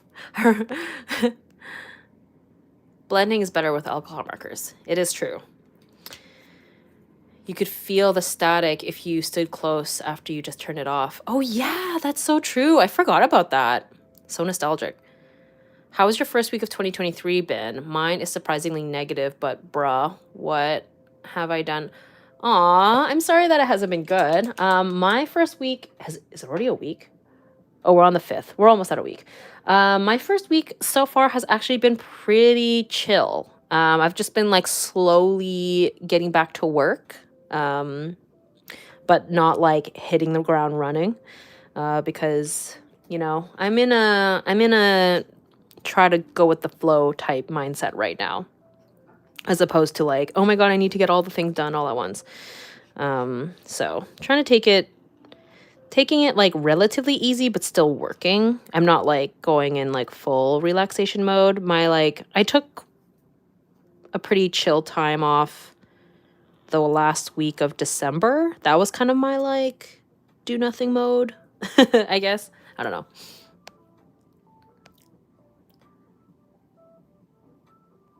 You needed 2 people to move a TV in the 80s and 90s. Yeah, it was a teamwork moment for sure. Yeah, whereas now I can definitely like move a TV by myself. I would like to see you use alcohol markers for your illustrations. It would look amazing. Yeah, like I definitely use alcohol markers pretty often. I guess that's maybe why I was like doing the paint markers for these sketchbook spreads, but I was thinking if I did approach with alcohol markers, I would maybe try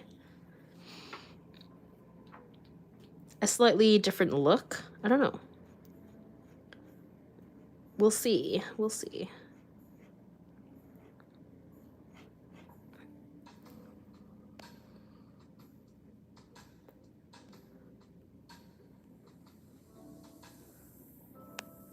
Does your family celebrate holiday or just the New Year's? We do celebrate Christmas. We're not very intense about it though. Like we're pretty chill. We literally just like did hot pot and watched Netflix. Oh, there was a brief like kind of family gathering, like with my aunts and uncles. But whoops. Okay, hold on. The fight continues. Okay. I don't know if you can tell on camera, but like the paint leaked significantly because I pressed down too hard. So we're going to use this paintbrush and use up the paint, which is a great way of using the paint marker, but you have to work kind of quickly. Otherwise the paint will dry and then you can't use it. But this is my hot tip. I've seen people just like do this on purpose so that they can use the paint, but then at that point I'm like, you should just use acrylics or gouache. This is so much paint.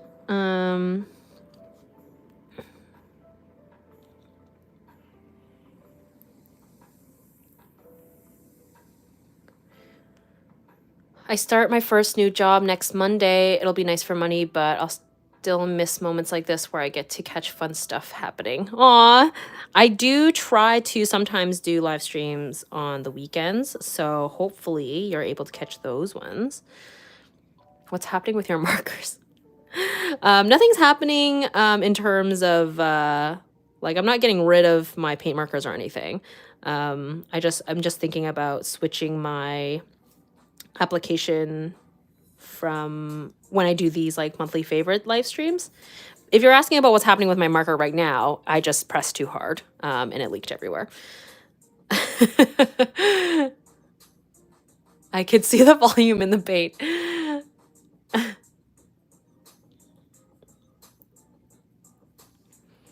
There is so much paint. Oh my gosh. Do I need anything else to be this color? That is the question.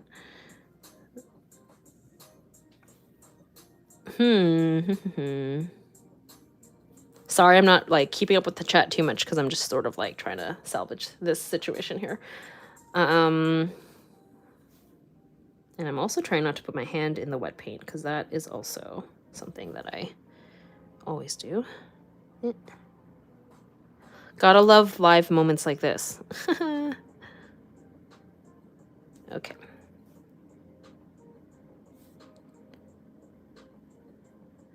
When things like this happen and when I'm like filming YouTube videos, sometimes I leave it in, sometimes I'll edit it out depending on what's going on, but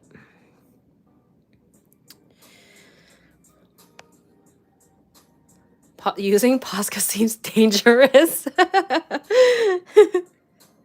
Well, thankfully, it is an opaque medium, and it can be covered up, but yeah, it does come with some risks. All right. I don't know what else to... Maybe I'll use it down here on this little pole here. This is meant to be like a camping pole.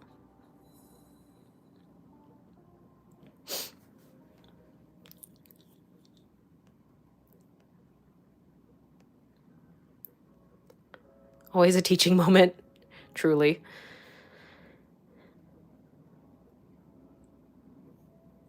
It's so funny, these live streams, like, we'll just talk about everything. I love it. We're talking about old TVs, the nostalgia of it all, the static. Like, so many things that I, like, just forget about. It's so funny. Never a dull moment. Okay.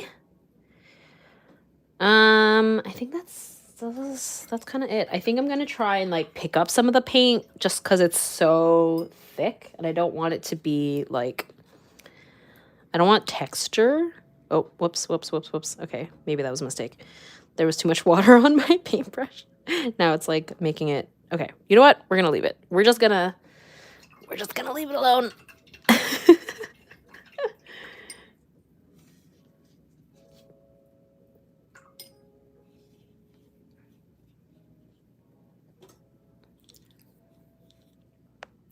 Hello. I remember the static of a TV. It was so long ago.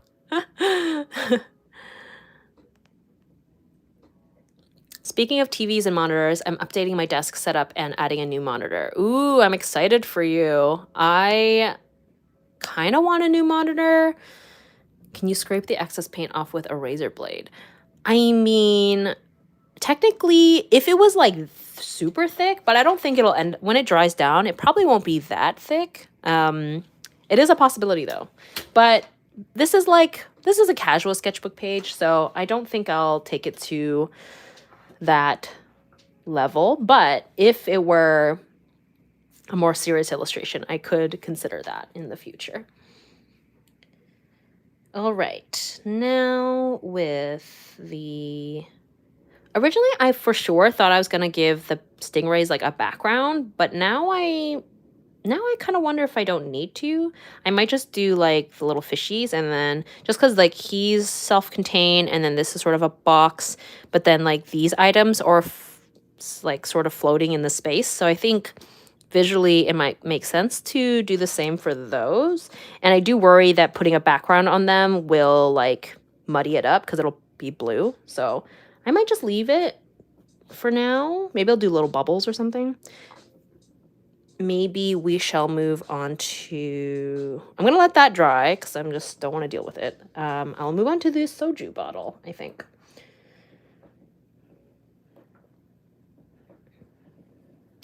I think we're going to go with peach, maybe, because that's probably the flavor that I drink most often. Look how cute it is. I'm obsessed with the look of soju bottles. I also like the taste, but, you know. How do you make your art so vibrant, but in a good way? Whenever I try to use color, it looks like unicorn throw up. I'm sure it doesn't look like unicorn throw up. Also, nothing wrong with unicorn throw up. For me, I think it's about, like, trying to carry the colors throughout the piece. So for me right now, like, I kind of was like going with a very blue theme, but then I was picking up like the pinks and this burgundy that I was using here onto this. But like, I'm going to make this background probably blue to carry them all around, right? And then this soju bottle has pink on it, so that'll help carry the pink around. It is going to have green, which will sort of mix things up, but that's why I used aqua up here. Again, just trying to carry all the colors around. And I think even this bottle, I'm going to make it green but leaning teal. Even though the bottle technically doesn't lean that way, I'm going to do it for the sake of creating a cohesive color palette. Oh my god, these markers today.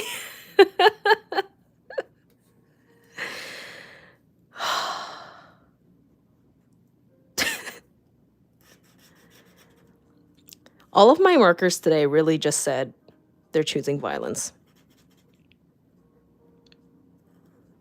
They're testing me. I've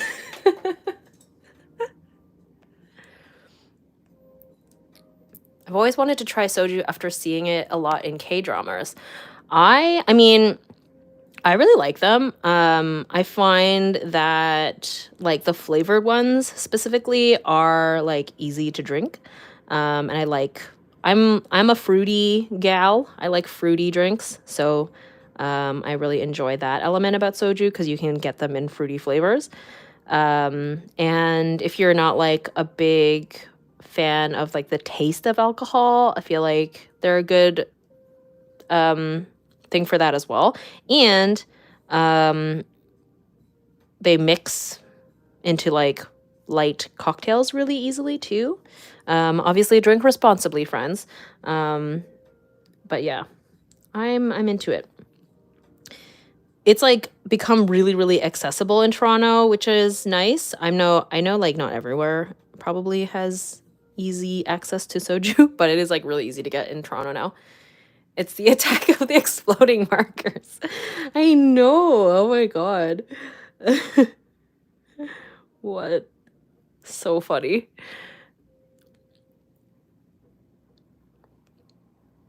I adore this series so much. I can't wait to do this for myself this year. Ooh, yay, I'm so glad. Yeah, I got this idea from another artist, David Culver. He doesn't do it anymore, but he did it for like a number of years, and he did it digitally, and they always just looked so cohesive and nice. And then he got the idea from Fran Nerd, who I guess like I love Fran Nerd, but I didn't know that she did this. But I think she used to do it like probably way like a long time ago.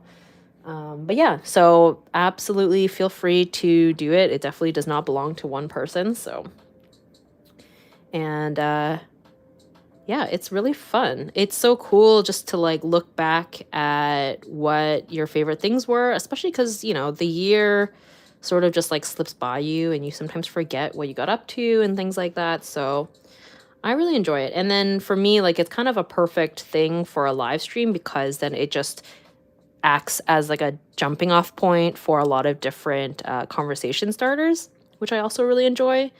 Because as much as I, you know, recognize that my channel is mainly art, I also really enjoy talking about like anything really.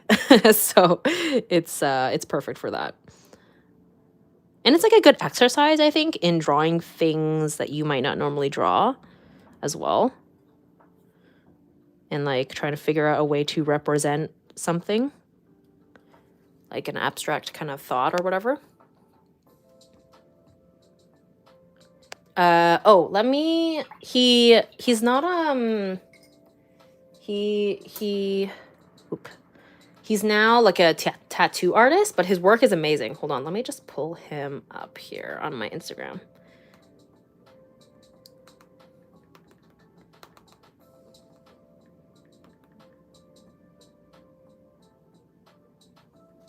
So his handle now is Culver Tattoo, and you can see his work here. Very, very cool stuff. He actually has this fun Chainsaw Man flash sheet, since we've been on the topic of Chainsaw Man. He did not draw Aki though, which is funny. Who I drew today over here. Yeah, I don't think his favorites are on here because he like restarted his thing. But did you? Oh my gosh, did I just expose my Instagram feed, my Explore feed, which is basically just 17? All right.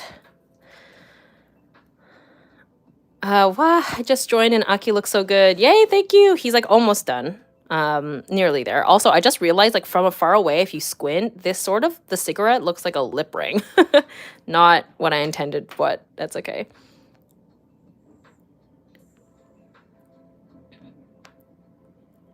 I love the silhouette of the rays. They are floating beautifully up there. Thank you so much. I'm glad. They were a bit of a struggle for me today.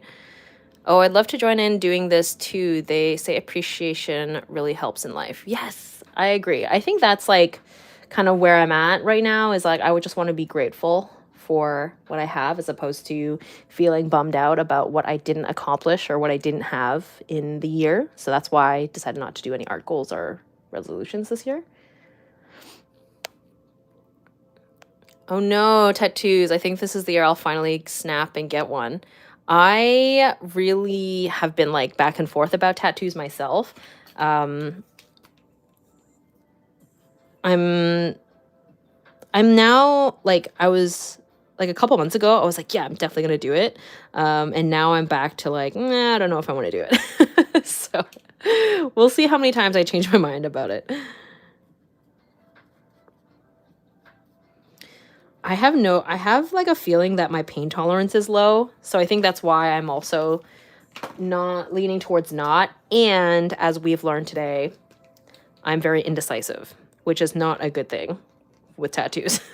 So that's another element I have to keep in mind.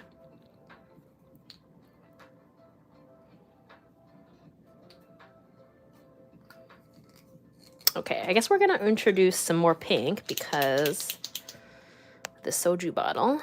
No way, I've been watching so much Going 17 and the chaotic edits of them. I'm completely obsessed. I love Going 17. I've been like, I keep debating on adding Going 17 to my favorite spread because I've been watching it so much the past several months. But I don't really know how to represent it in an illustration. So this month, I actually am including In the Soup. It's the 17 In the Soup specifically, which I also enjoyed. Still had some chaotic energy, but not nearly quite as chaotic as Going 17. But it's the boys. They're always going to be chaotic, so but a little bit more calm in the soup. I do so many costuming hobbies that I cannot commit to tattoos. That is fair. Yeah, that's something actually I think that some actors have issues with. Like they have to cover up their tattoos, depending on like the role that they take on.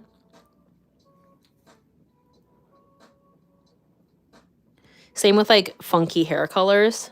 That's something that they have to be aware of when they are acting. Okay.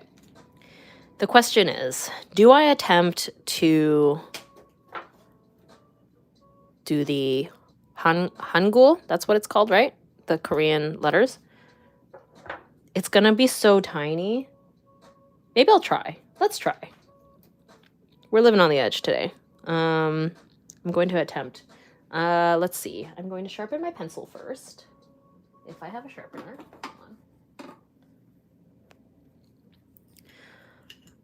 Use a fine liner. Yes, that is a possibility. A fine liner, or I also have like a fairly small paint marker. Maybe a fine liner would be a better choice. Also, I just realized there's like a lead stuck in here. Don't you hate when that happens? Hold on. There we go.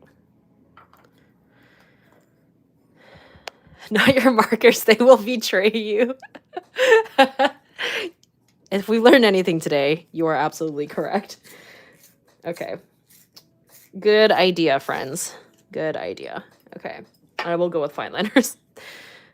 You could try and make the tip of the cigarette red or maroon color to help the look, maybe. Yes. Good call. I think, let's see. And then I could also, maybe I can like do a slight impression of some smoke. Oh, I dropped that marker. All right, bye. Okay. Maybe the Poscas are revolting because they know they're at risk of being kicked out in favor of alcohol markers. I love that we're giving my Posca markers like they're like sentient beings now. I love it. Are you just using water on the brush to make the Posca spread? Sorry if this is a dumb question. It's my first time watching. Oh yeah, don't worry. Technically, I was just like using the paintbrush to like move the paint around. But then the paint was damp because I was like using water to like clean the paintbrush off. But I'm not like purposely adding water to the Poscas because I want to keep them opaque. But you could add water if you wanted to dilute it to make it like more transparent or to mix them. But I was just sort of using it as a vessel to like move them around. Okay, let's attempt. I feel like this is going to be too small. Maybe I should have picked a different flavor. Oh well. Let's try. Yeah, my friend has been teaching herself Korean lately. I'm still doing my Japanese Duolingo. Not learning I definitely would not be able to just like talk to people. And I'm still like not that good at like understanding everything, but I am picking up a little bit, so better than nothing.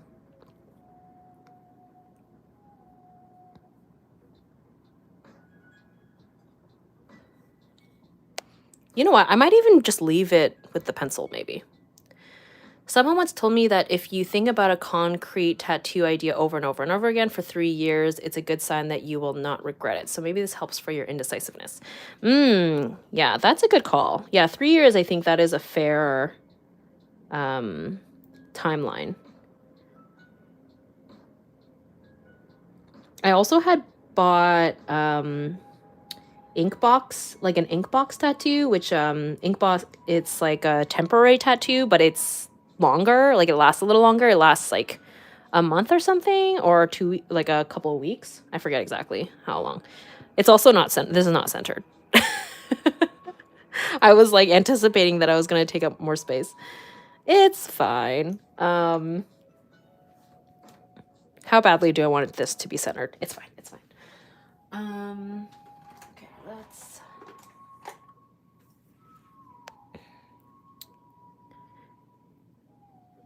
Do you have any art goals this year? Sorry if this was already asked. No problem. I do not have any art goals this year. Not really. Nothing concrete. I decided to just go with the flow this year.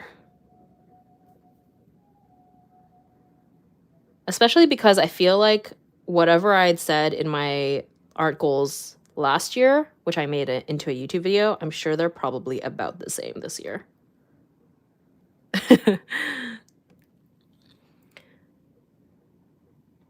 I will go for a subtle eyeliner look, something I say many times but never actually happens. I mean, at least with makeup, like makeup just comes off, right? And then you can mix it up. Unless you mean tattooed eyeliner, then that's a little bit different. But regular makeup is like, I think it's fun to experiment and go bold with it. I often have a lot of friends telling me, they'd be like, oh my God, like, I wish I could pull off like dark lipstick like you do or whatever, or blue eyeshadow. And I'm just like, you can. No one's stopping you. Just do it. You just have to like not feel weird about it.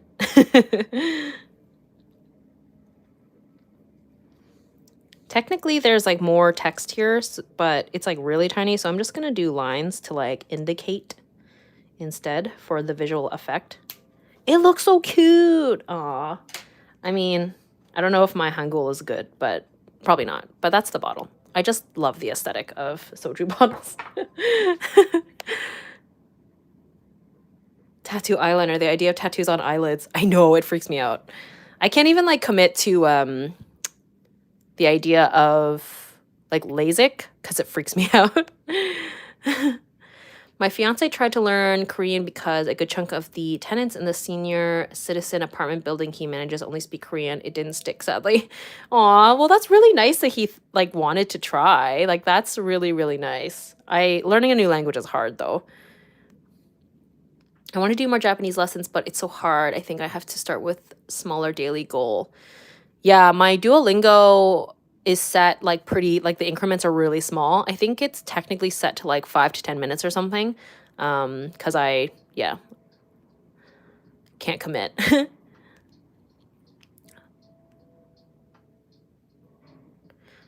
That could be why my oil pastels kept jumping out of the box earlier today. They were offended that I was considering charcoal for my portrait.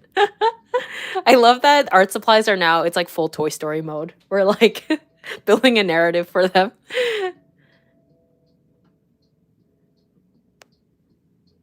I heard of someone who got their eyeballs tattooed. Ooh, oh my gosh.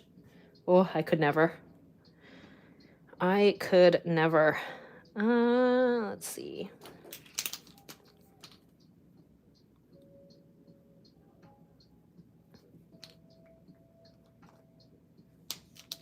All right. So we're going to return to this. I think what needs to happen is, okay, let me pull up this old TV again. This is her. This is she. I don't know why I'm giving everything just life now, but I think okay, let's fill this in again because it's a little bit uneven. I think I'll also need to introduce like another darker tone for the frame of the TV to give it like more dimension. Right now it just looks a little bit too flat.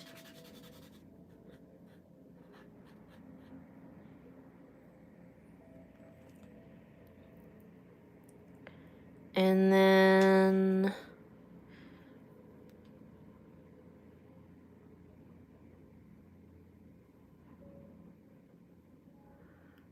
you've inspired me to start one of my paintings. I'm doing Power from Chainsaw Man for a friend. Ooh, yay, awesome. I love Power. She is so crazy.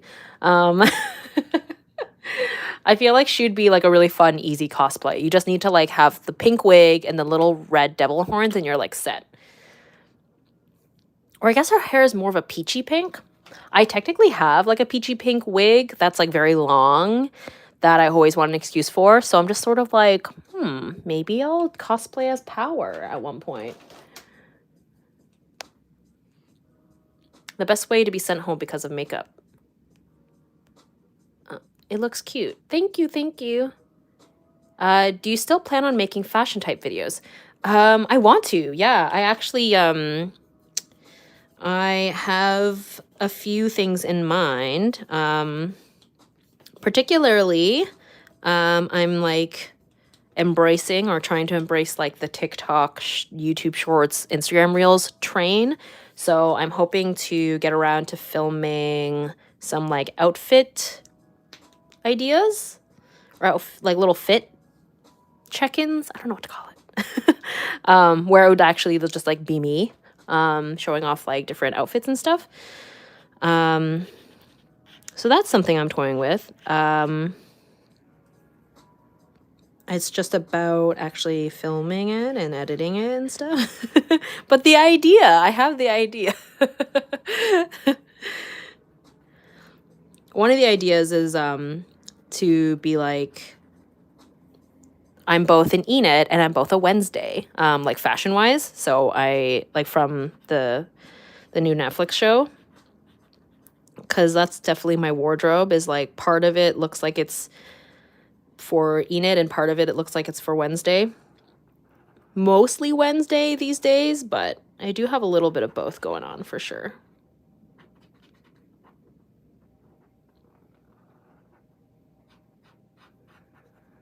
Yeah, these markers are giving me a hard time today. I think they are not doing themselves any favors because I think this session is solidifying my desire to switch over to alcohol markers next time or for this year. There's like not nearly as much like troubleshooting with alcohol markers. They're like way more predictable. And I don't have to gesso my paper all the time. Because what in the heck is happening? Outfit of the day. Yeah, I love the idea of an outfit of the day. The problem is, I don't get out that often anymore because I work from home. But because of that, when I do go out, I'm like going all 9 yards. I'm always like overdressed for everything. So I just need to like plan out my days better and like actually take the time to film when I do have those outfits on before I go do my hangout or whatever. My mom told me they canceled Wednesday apparently. So I think what's happening is that, so the studio that made Wednesday, or the production company, I think it's called, I don't know, they just got bought by Amazon, and so people are wondering if Wednesday is going to move to Amazon as opposed to being on Netflix. I highly doubt that it wouldn't get a second season because it was so popular. Like, it would be crazy for them not to do a second season. So I think it's more of where it's going to end up being as opposed to it being canceled, I think. Wednesday getting on Amazon would be like a huge win for Amazon, obviously, and like a big loss for Netflix, but I don't know if anything has actually been confirmed on that front.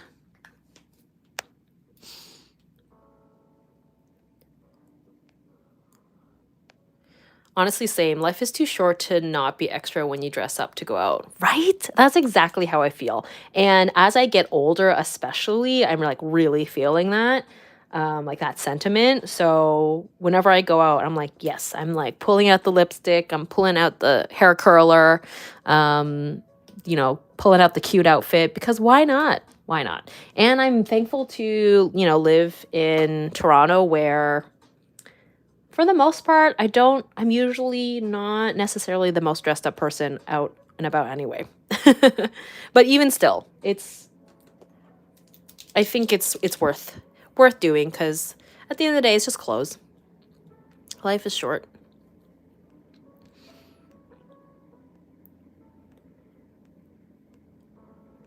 The soju bottle looks cute, like one of those stickers they sell in shops. Oh, thank you. I'm glad. Also, maybe cool to motivate to put on cool outfits even when you're going to stay at home. That's true. I guess like when I'm at home, comfort is a big part for like a big element for me. And like, unfortunately, some of my cute, or many of my like super cute outfits are not nearly as comfortable as just like sweatpants and a t-shirt. So, but I think what I might do is I'm not sure if there was a knock on my door or if someone just dropped something above my apartment. But anyway, ooh, this is not going very well. It's smudging. Okay. Oh yes, I think what I need to do, I'm just gonna dedicate a day to filming all these like proposed TikToks. That way, like my makeup and my hair is done, and I just switch into like several different outfits and then film them all and then edit them over the like course of a few weeks or months or whatever. Pajamas count as outfits, so you can show them off too. Oh my gosh, my pajamas are not cute though. Netflix is going down the toilet if it can't keep Wednesday. Glad I have Prime. I hope Wednesday stays on Netflix. I have access to both, so I'm good on that front. Alcohol markers are difficult to use. I have a huge set of Prismacolor brush markers that never get used anymore because I've moved on to watercolors and ink pens. I can definitely see the difficulty if you're used to watercolors, especially because, yeah, I also found alcohol markers difficult initially, but I don't know. I've somehow managed to find a way to make them work for me. It took a while, but I now really enjoy them. So I don't know. Maybe you just have to give it another try.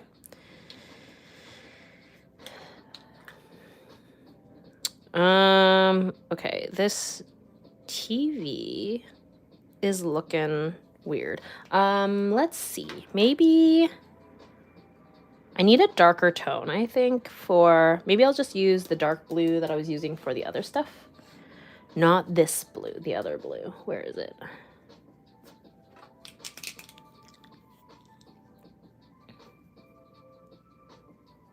Ever try acrylic brush pens? I have not. I know Arteza makes them, and I've heard fairly good things about them, but yeah, no, I haven't actually tried them myself.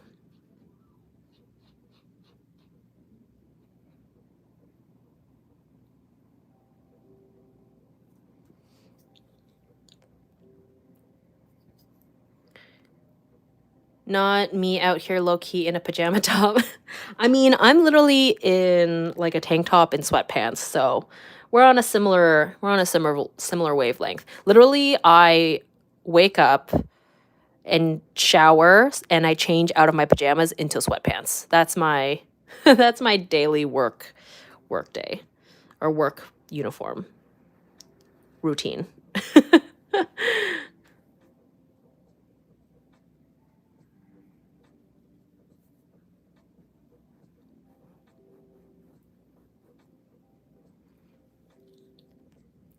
Also in my PJs, but I've got work tonight and I want to do some errands before clocking in, so. But this is a good opportunity to put on a cute outfit, right? But, well, I guess it depends on what you do for work, but.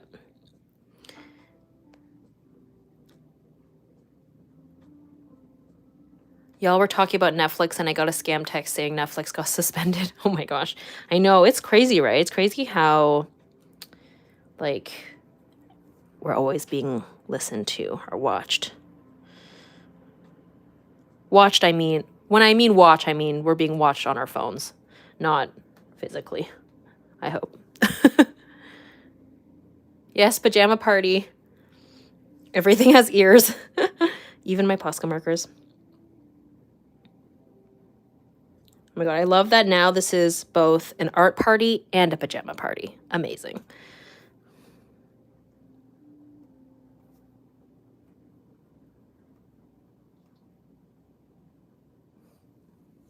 But yeah, so often my friends and I, we literally, when we're like making plans, we'll be like, are you getting dressed up? Are you dressing up? Like, what's the vibe? What are we going for? So that we all kind of match or we're all on par with each other. Or sometimes we're like, I really want to get dressed up. So we'll pick a restaurant with the criteria that we don't feel entirely out of place for dressing up to go there. We obviously will look at the food reviews as well, but sometimes the intention is to look cute. All of us getting ads for PJs soon. True. Honestly, I should get new PJs though. I think it's time. Some of mine are like falling apart.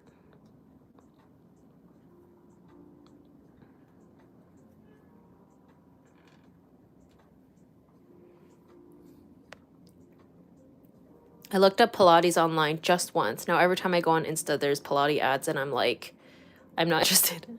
Oh yeah, the little, like the 3 little dots next to the post, you can like hit it and then say like not interested in this ad. And then they should hopefully stop showing you. I do that very often because there's like, yeah, certain things that I'm just like, I don't care. I don't want to know about this thing.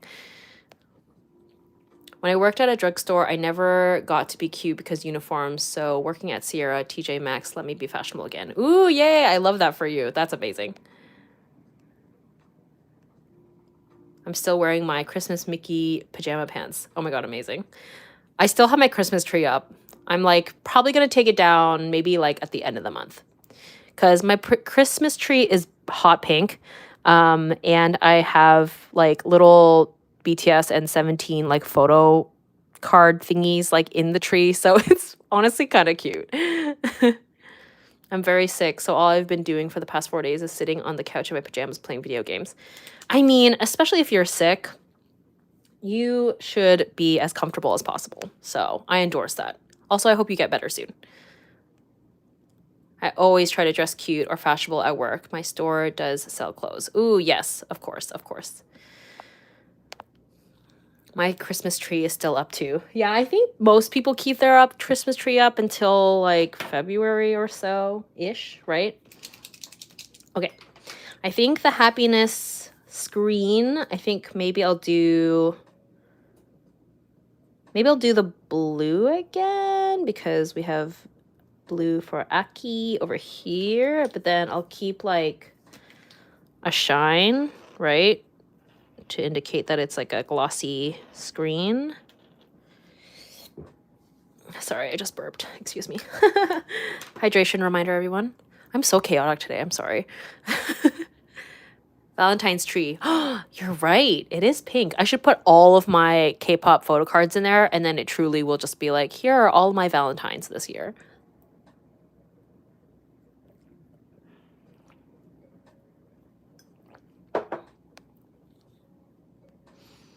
On Poland, we take down Christmas trees on the 2nd of February. Oh, okay.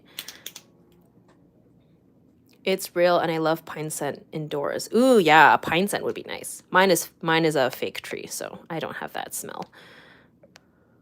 That scent, I should say. I just have to sketch in the eyes on my portrait, then tomorrow I'll add color. It was so nice to have company while working on this project. Yay, I'm so glad. I'm glad that you made some progress, and I'm happy to have been able to keep you company.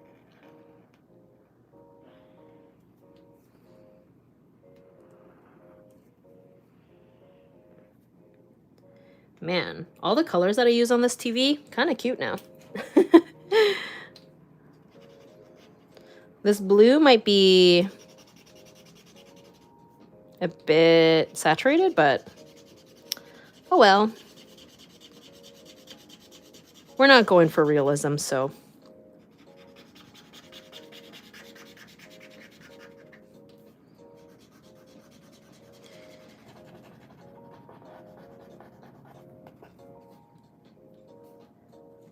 I'm not even sure if it looks like a TV anymore. But it's fine. Wow, that hydration reminder was much needed because I think I'm drinking the second glass of the day. We love the chaos. Okay, good.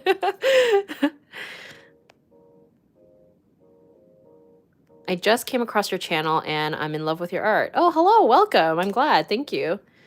Is this a particular TV? I missed the start. The TV has its own color palette. I know, I didn't mean to, but it's, yeah. This is not necessarily like a particular TV. I'm looking at this one for a reference point, but when I saw the 1975, they had a bunch of old, like vintage looking TVs as part of their set. Like it was a set piece during the concert. So that's why I'm choosing to include it in this page. Yeah.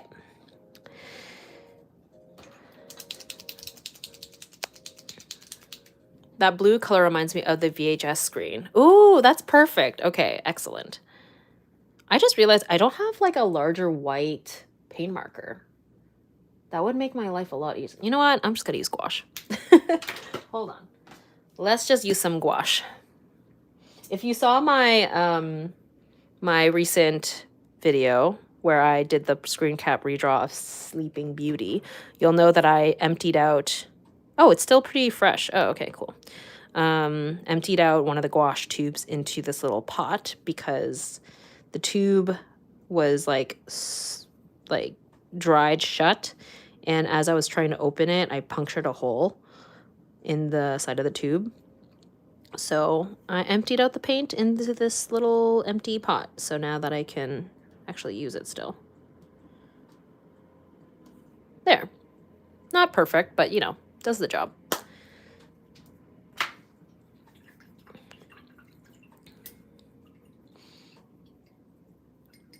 Don't worry, I've seen TVs that look like that.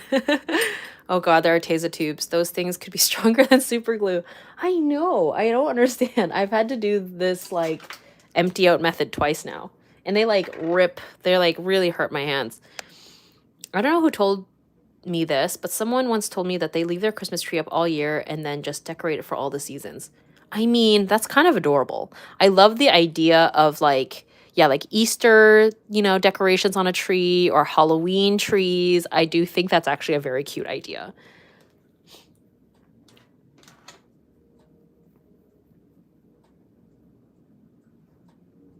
Is this dry? Yes. Okay. Now the question is, what color do we want to make the font for happiness? Probably blue, right? Like the dark blue. That probably makes the most sense.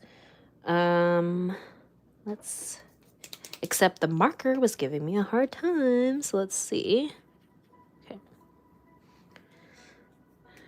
Okay, how well do we think this is gonna go? Not well. No. Why? Why? What is happening? This is so cursed.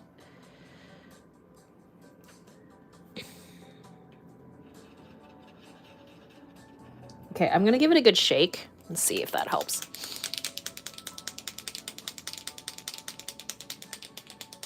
I keep pliers handy for opening paint tubes. That's actually, I've used that technique. Usually it works. Unfortunately, when I was doing that for my most recent tube of paint, it was too aggressive and it like punctured the hole. Same with like the water under the hot water with the lid kind of thing. I've done that before too, but there is something industrial happening with those Arteza tubes sometimes. Artist problems, huh? Yeah, honestly. Can't believe how fresh that squash stayed. I know.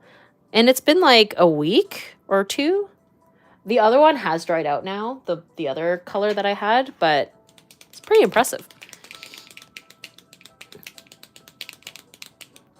I can open jars, but not Arteza tubes.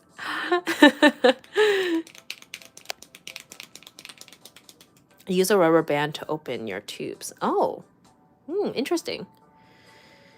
Canadian professional artist struggles with art supplies ASMR. I don't know if it'd be considered ASMR though. I've been pretty chaotic today. But Canadian artist struggling with art supplies definitely is the mode of operations today, apparently. Okay, shaking helped. I swear I went to school for graphic design. This looks so bad.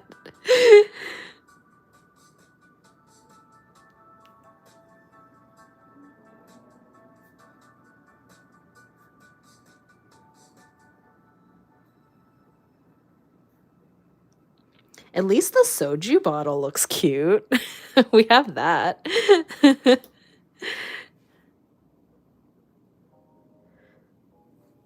Why does my Hangul look better than the English? Graphic design is my fashion TM. Yep, exactly that energy. Hi, happy to finally be here. Happy to have you. I've returned. I've had to return going hunting for a new eraser. Oh yes, good luck. What does the TV represent, or literally TV? It represents the 1975, which was a band that I saw live last month. There's about to be a WWE match with her art supplies. Yeah, we're getting there. I love your Femme Fatale zine I got your Femme Fatale zine for Christmas, and it's been my favorite present. Just don't tell any of my family I have a favorite present. LOL. The artwork is so amazing. I love the message. Oh my god, yay, thank you so much. And thank you to the friend or person who bought it for you. Thank you. I'm so glad. I have found Molotow markers always need so much more prepping than Posca. Yes, I have definitely noticed that as well. And I have just realized that maybe part of the reason why I've been struggling with these markers today so much is that I have not prepped them at all. I just sort of went in and I haven't touched them in a while. So that's probably what's happening today. But in any case, it has created a very hilarious narrative.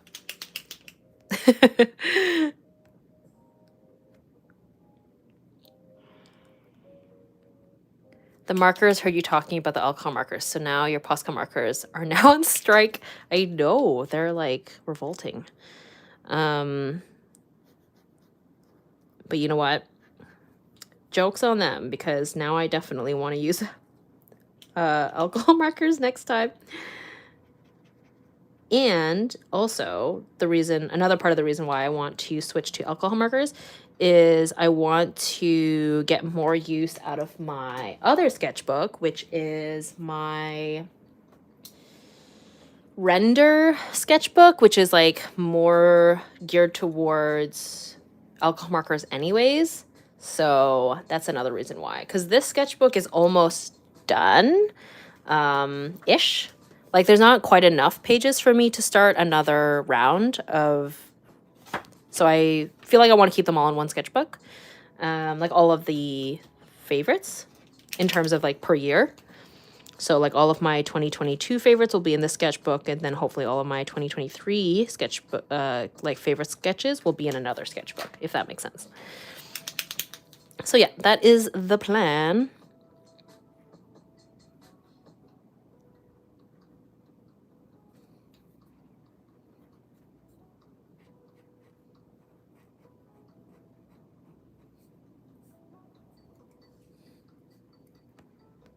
I finally caught a stream. This spread is so cute. I'm going to follow your lead and do a monthly recap using alcohol markers too. It's such a cool idea. Yay, I'm so glad. Yeah, I really love doing it.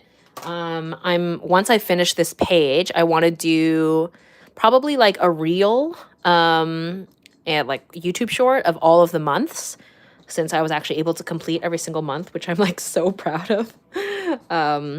So yeah, I'm looking forward to doing that. Someone asked for a video of all of my, like going through all of my favorites. I don't know if anyone would want that, but let me know if someone would want like a video of me rounding them up and maybe talking about each page.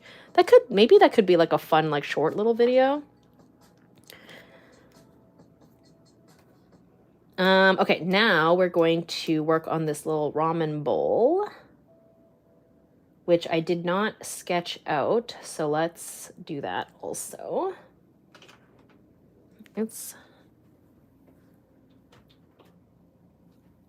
Whoops, sorry. I just kicked the tripod. Today is truly so chaotic. I've been watching too much Going 17, apparently. I would be interested in watching that. I would love it too. Okay. Oh no, I missed your zine drop. Do you still have it in stock? I do, yes. I have most of my zines in stock. I think the only one that I don't have right now is the Living Fantasy one, which I should reorder. My shop's not open right now, by the way, but they will be back when I do open my shop. I have 4 zines, I think. So yeah, they will be the one that I have not restocked and don't plan to restock is the Zodiac ones. But the rest of them will come back. I was talking earlier. I'm thinking my shop will reopen perhaps, what did I say? Late April, I think. So yes, I will of course like make an announcement and all that when it happens. If it happens, when it happens. When, not if. I will definitely have my shop open at some point. But yeah, that is the plan, hopefully. Okay, that actually wasn't very complicated. So what I'm going to do, the bowl I'm going to make very blue tone, which it actually was the bowl that I had. Like the actual bowl. And then the ramen inside, of course, will be food colors. Oh my god, the new year starting off with silliness. I love it. Honestly, yeah. I think that's a good goal to have, is to have fun. We're here for that. Also, because I keep looking at this highlight, I'm adding highlight to his hair. I don't love that either. I don't know. Moving on. Moving on. Also, the cigarette is bugging me. It looks like a giant lip ring. Maybe I need to make it longer and then show the filter. Maybe. Okay. Maybe I'll do that. So like, oh my gosh, the filter though. The filter is like the same color as his skin tone. Okay. Hold on. I love how I was like, this is gonna work on the ramen and now I'm over here. Anyway, the paint was still wet, so maybe I shouldn't have done that. Okay, there we go. Okay. And then maybe this color for the end with a little bit of like a burnt color. Oh, the marker that I dropped. Oh my gosh, my knees. Okay. Embracing the chaos. Yes. Enter the chaos with me, everyone. I would totally watch that. Yay, okay. Maybe I will then. That would be like a fairly straightforward video for me to make as well. So, okay, that's a win-win for us all then. And then I can just talk about all the stuff I got up to this year. That's kind of cool. That's like a nice, ooh, okay. You know what? That's a nice way to kind of start the year, is like a roundup of what I did last year, as opposed to having like an art school video. Because I was like kind of thinking about how I wasn't going to do that this year, like an art goal video. So doing a run through of all my favorites will be like a nice alternative. Okay. Cool. This marker is struggling.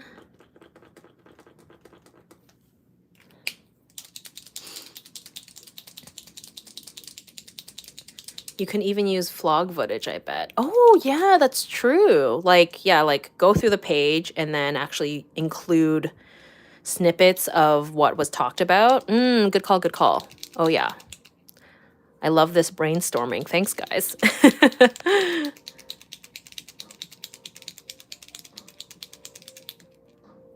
Sig looks better. Well done with the problem solving. Thank you. Yes, that is definitely today's learning curve is or art lesson takeaway is that a lot of art is problem solving, truly. Okay, let's add some highlights to his eyes too. Ta-da. And the burning tip of the cigarette here. I'm definitely not a fan of actual cigarettes, but I will admit that they play such like an intriguing role in movies and TV shows, and visually it is very cool. Like the burning and the symbolism of it and the smoke and stuff. Like I always find it creates like an interesting kind of narrative piece. Especially like it always makes me think of like in Cowboy Bebop. Okay, are we gonna risk it? Are we gonna do it? Eee.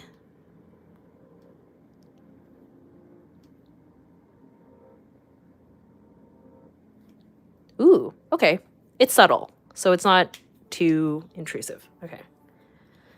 All right. The aesthetic they give to characters, yes. Right? Yeah. If you have runner-ups, you can even chat about that if you have the list in your bujo. I'm caffeinated right now, so I have a lot of ideas. Bless caffeine. I love that also. That's actually a good idea because I definitely did have leftover ideas for sure for certain months. Wow, that smoke trail. Yay! It worked out. It actually looks pretty good. The marker actually came through this time. I find The fine Posca liner nibs so hard they can eat up the page or paint. Arg.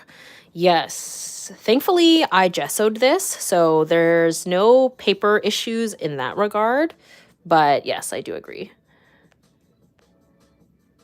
So many good ideas, friends. Yes, I love this. I love it, love it, love it. But I'll do my sketchbook tour I'll do with the sketchbook tour first because, or maybe I'll do the sketchbook tour next month. I feel like it probably makes more sense for me to do this like monthly roundup video in January. Okay, I'm rearranging my schedule here on this live stream.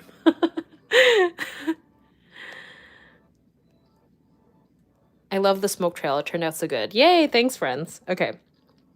All right. And then I'm going to do the lower lashes as well because we love a good lower lash moment.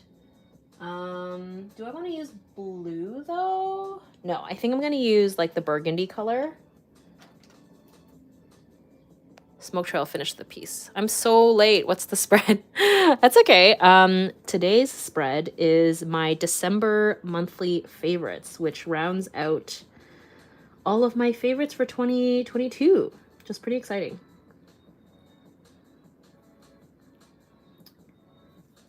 Yeah, if this was a female character, I probably would have went with a black or a blue for the under lash line here, but for this male character, I'm going to go in with this like red instead cuz then it's doesn't stand out quite as much.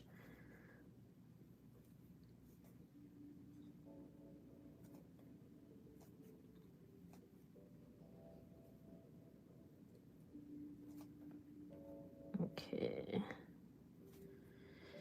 And then I'm going to go with the black again and just redo the top liner. And then, oh, actually, I also just realized I didn't do the liner for his hair, like a black. I think I want to go with a black outline.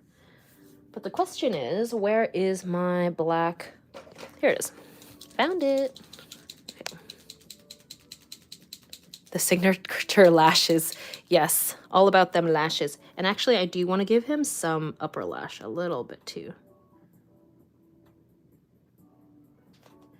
They didn't really do it with Chainsaw Man, but they definitely do in Jujutsu Kaisen. Like, especially the male characters have just the most luscious, beautiful eyelashes I've ever seen. It's kind of amazing.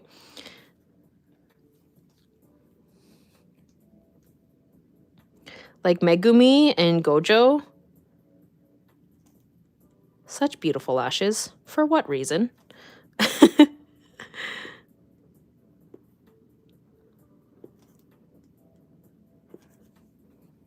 Ooh, now he's getting like this. Now he's giving K-pop vibes for sure.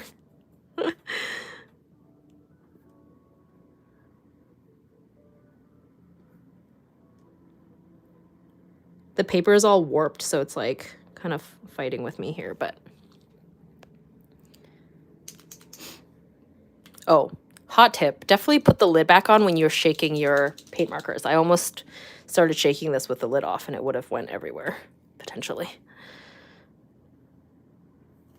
I don't mind when like I make these like mistakes on objects and stuff, but when I have like a paint mishap on the face, that's when it actually is a little bit more devastating.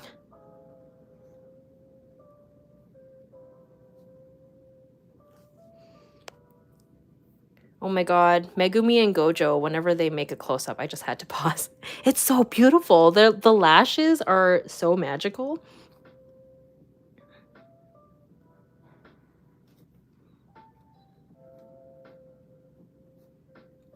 The animators really wanted them to be extra pretty.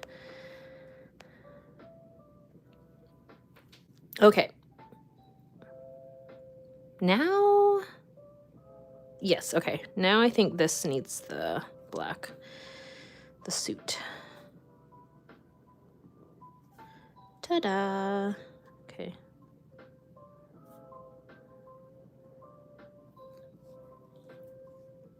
All right. Nice. Now that feels more complete. I didn't really like finish the sword, but maybe I'll do that later, like off camera. Okay, now ramen bowl. Let's do the ramen bowl. I think I will do the contents first and then I'll do the outside of the bowl. So I have this color, which is kind of like an earthier yellow. Yes, which is perfect for food. I'm also realizing this color scheme is going to really throw everything off. I thought it was going to be all blue, but I guess we're not going all blue.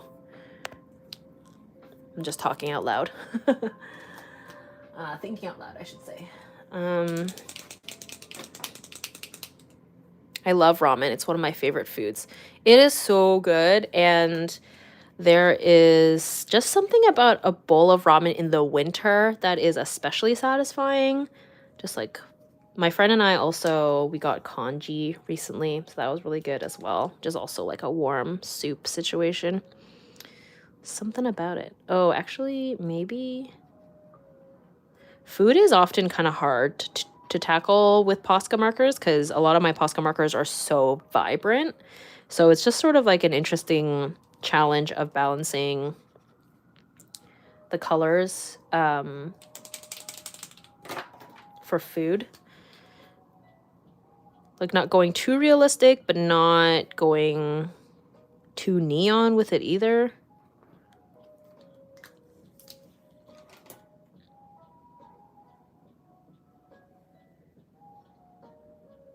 Am I gonna introduce orange? No, I don't think that's the right color. Oh, I love congee. I wish there were more places near me that served congee. I got very lucky. They opened up a congee place kind of near me, so like this year, so I got very excited about that. Would you pick Molotov or Posca if you had to choose? I would choose Posca. I'm not gonna lie. I'm not often like super brand loyal, but I will admit I do think I prefer Posca a little more. The one thing that I do think the Molotov markers have over Posca is these double-ended ones specifically, though. I like that I can have a finer tip, and a thick tip in one marker, and they're refillable.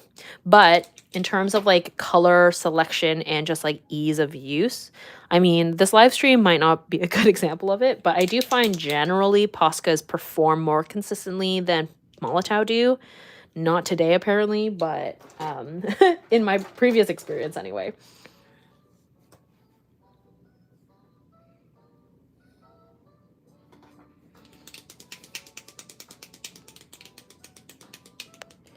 Where I live, there's a ramen place called Supa Noodle in Jacksonville, Florida, town center. It's near the town center, and when I go to tell you, their ramen is so good. Amazing. I've started watching Bleach with my brother recently. Oh my god! Oh, I'm so excited for you. I love Bleach. The character designs, the world is like so interesting and like so aesthetically pleasing. The style, it's just a really stylish series, which makes sense because apparently the creator of Bleach, his whole thing is like he just likes creating cool characters and then story comes after, which is hilarious. And I totally understand where he's coming from with that. I will say, if you're somebody who's like a little bit impatient like me, I like found the filler list and I skipped the fillers. But that's just my personal mode of operation with those like really long, older shonen series. If you don't mind fillers, then like have at it. But that's just like, that was just me. But like all the canon stuff with Bleach, I loved.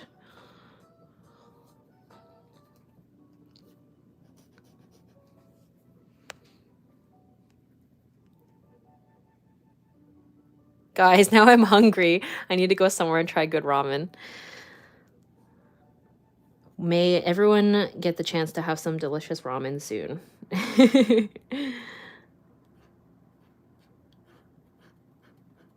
think I'm gonna need to introduce like a yellow for the yolk because this is looking a little bit too dark.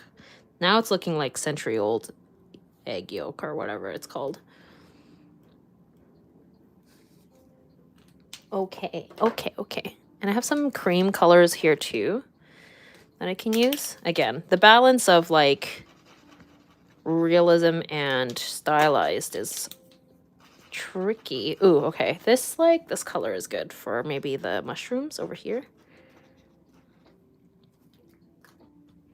And like some of the egg maybe. Doo-doo-doo. Ta-da. Oh, and maybe the pork slice or whatever. The pork slice is looking a little too pink, so I will have to adjust that. Yeah, I'm tempted to go get the Molotov to add to my Posca range just to add more earth tones. Yes, yeah, I think Molotov, which is why I have some, is I do think that they have more earthy tones, whereas Posca has a lot of really like vibrant and pastel colors. Obviously, that's kind of my usual aesthetic, but yeah, it's good to have a mix of both, I think. That's why like I have both. But if I had to pick, I would pick Posca. Do you like glass noodles? I just tried them for the first time recently. So good. I need a recipe for home. I do like them. I don't have them as often, but I do like them. Yes.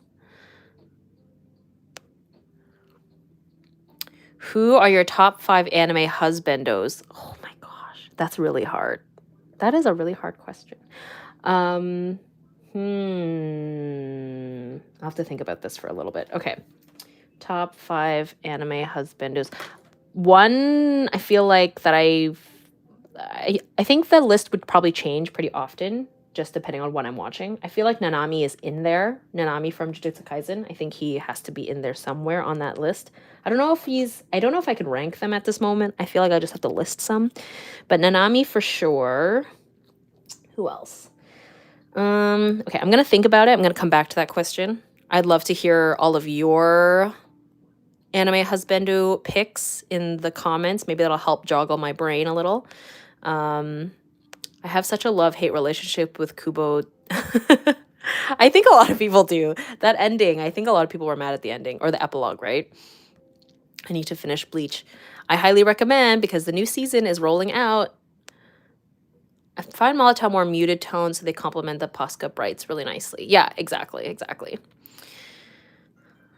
Kyo from Fruits Baskets. Oh yeah, people love Kyo. I really love Yuki from Fruits Baskets, so I haven't finished the new series. But I know that I think Kyo makes more sense for Toru, like the dynamic, but I think the character, I liked Yuki more. But I also like don't identify with Toru at all, so like she's too pure and wholesome.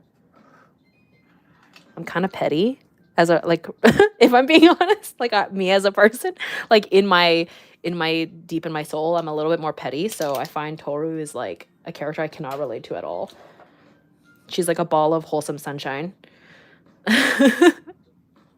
Gara was my baby. Oh yeah. Megumi, Zora, Kakashi, Sanji, Zero from Vampire Knight. When I tell you, I was obsessed with Zero from Vampire Knight in high school. Oh my gosh. Loved him. Loved him. Mine are all from Dragon Ball Z. Fair. That wouldn't be in my personal top, but fair. I've never properly watched Dragon Ball before. I feel like I should though. That's like one of the big classics.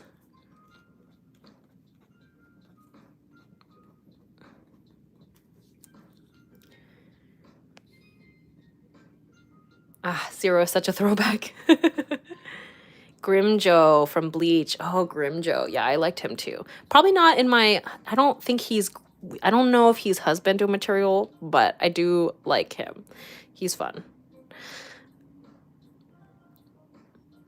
I love Yuki too. Oh, another Gata. Okay. Rock Lee. Oh, that's so sweet. What about waifus? Who are your faves? Josuke. Is that Josuke? Is that from JoJo's Bizarre Adventure? I've only seen the first 2 episodes of JoJo's Bizarre Adventure. I don't know. I haven't been able to get into it.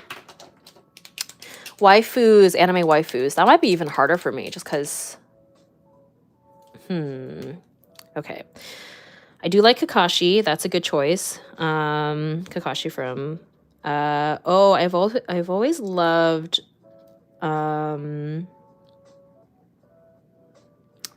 like Bleach. There's like a lot of Bleach characters I think that can fit that role too. Oh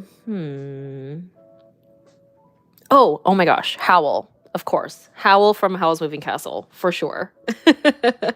He's like such a drama queen, so he probably would not actually make a good husband, but he is a wizard, so I do appreciate that element, and he's beautiful.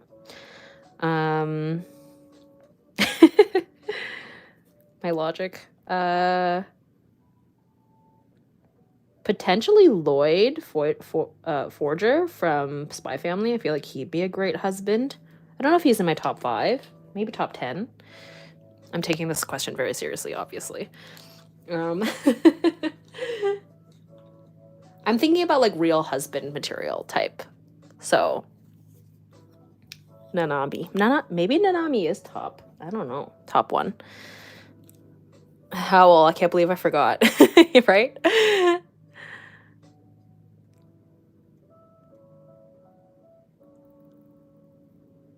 The best husbands are cinnamon rolls, Todoroki, Izuku, Itadori, but the bad boys draw you in. True. Very true.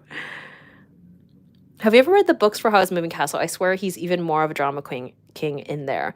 Yes, I read the first one so far, and yeah, believe it or not, friends, he is even more of a melodramatic drama queen in the books, which didn't think was possible, but it's true.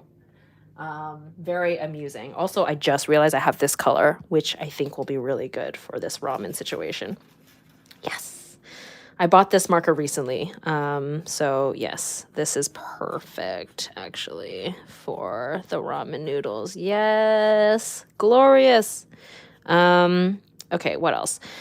Who else? Also, deep apologies for everyone who's like not into anime at all. You could also list fictional characters who you would consider to be your husband material. It doesn't have to be anime. We can definitely broaden the horizon here. Who else? Inuyasha men are all unstable in some kind of way. Let's be honest. Oh, actually, you know what? My friend and I love Koga. He could be in my top 15, maybe. I love him. He's so ridiculous. He's also kind of like a drama queen, though.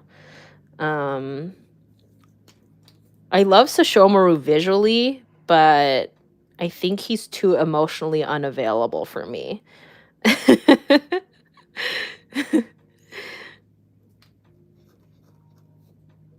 Also, this yellow is not a good call, I don't think. It's not mixing very well with this situation here. Do I need to introduce the orange? Or maybe this peachy color. That will kind of brighten it up a little bit. I want the ramen to look appetizing, but it's sort of looking a little bit murky. Maybe I'll let it dry and then I'll work on the bowl for now.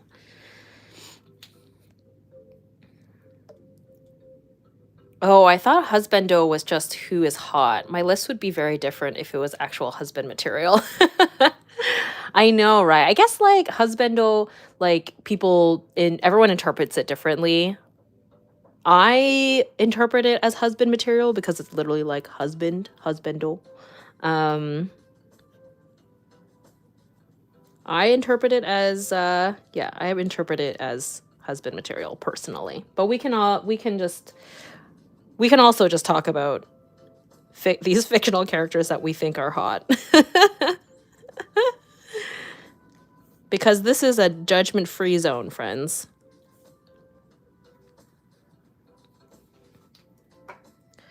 Now, this is starting to look like the Ponyo bowl, right? The bowl of ramen and Ponyo, right? Is that what it's starting to look like? That's kind of what it's reminding me of for some reason. I could be totally wrong, but my bowl of ramen did not quite look like this. I tried to find a photo of it, but I unfortunately did not take a photo when I was there. So sadly, I'm just making it up. But I do remember it had like a blue and white pattern on it, so I'm just making it up. Okay, fine. I'll rewatch Ponyo. The way Koga lifts Kagome over his shoulders like that. Yeah. I just loved how upfront and straightforward Koga was. Like, he was just like, hey, I'm into you. Like, no beating around the bush. None of this, like, playing games like Inuyasha was. That's why I was Team Koga for that. Whereas Soshomaru, yeah, emotionally unavailable. Beautiful to look at.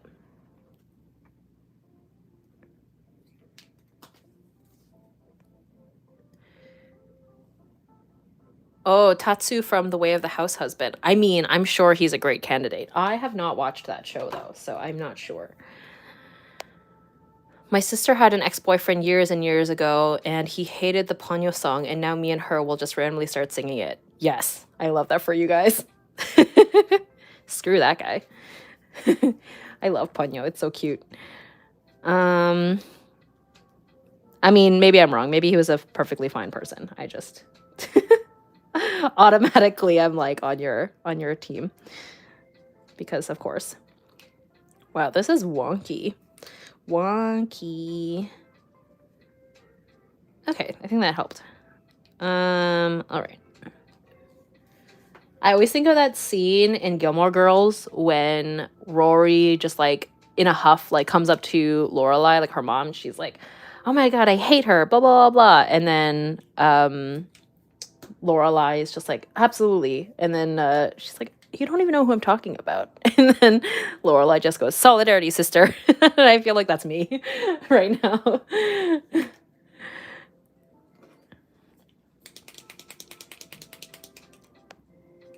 I'm watching Gilmore Girls. It's on repeat. I just keep repeating it. Yes, I agree. The real question is, are you team... I'm forgetting all their names. Are you team Dean, Jess, or Logan for Gilmore Girls? That is the real question. Also, are you team Christopher or Luke? Feel like people, or Max. I love Gilmore Girls. Gilmore Girls is a big comfort show for me. I always like start rewatching it in the fall, and then I like stop part way through like season 3 or something. But I love that show. I think I'm gonna make the inside the darker blue, but maybe this blue, this one that was like fighting with me. But Luke and Jess, 110%. I'm also team Jess, hardcore team Jess, which is probably why I always drop it after he leaves, basically, when I rewatch it. But he's my favorite character, I think. Or maybe I also really love Paris.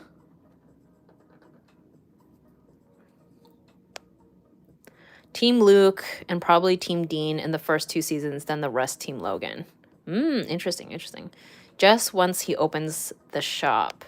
Yeah, Jess definitely like was a bad boyfriend when they were actually dating, but then he has like the most interesting character arc, I would say. And then he becomes like good boyfriend material, but they don't actually date.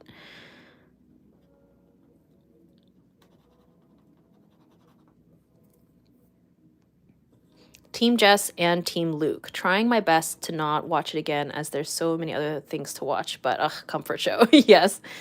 Fancy Logan and his rar vibe, too nice and cool. I think there were elements about Dean that I liked in the first season, and then they just sort of like kind of dropped a lot of the good elements about him in the following seasons, which is kind of a bummer. I don't like when they do that with characters. But ultimately, I'm team Jess still. Have you watched BBC Sherlock? I did. I really liked it. I was sort of late to that whole phenomenon, but I finally did watch it. And I was like, oh, I now understand why people love Benedict Cumberbatch so much. And also that show. I really enjoyed it. Do I want to do this marker? Y'all, this marker. Bane of my existence today.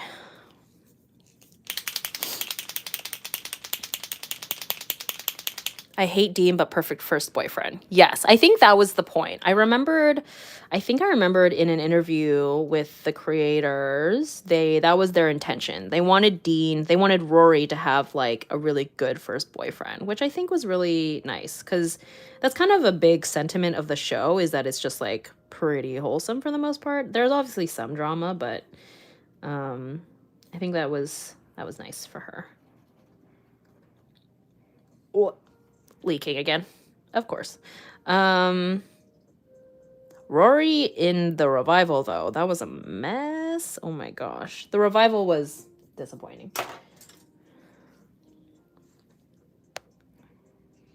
I never watched Sherlock, so I did not understand the appeal until I saw Infinity War and Doctor Strange. He is a very different character as Doctor Strange. But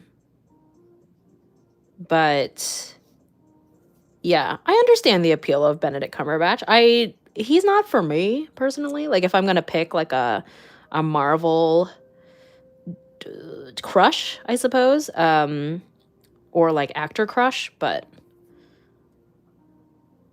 yeah, I understand. But I think I like Benedict Cumberbatch as Sherlock more than Doctor Strange, to be honest. There's just something about a British accent, I think. I love Logan in the Netflix series. I like the second to last episode, but I love the wedding episode. Definitely playing the wedding song from Gilmore Girls at my wedding. Aw, that's so sweet. I don't remember what the wedding song is, but I'm sure it's very, very sweet. I've had a crush on Loki prob since the beginning. I mean, fair. I definitely had a crush on him in the first one, I think. I usually lean towards a dark hair person, so that's part of it. Ooh, I got paint on me.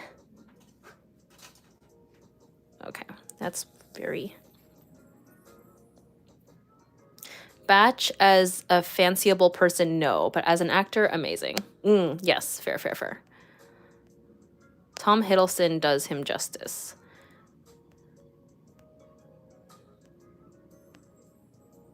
Hello, hope you're doing good in this new year. I am, thank you. I hope you are too.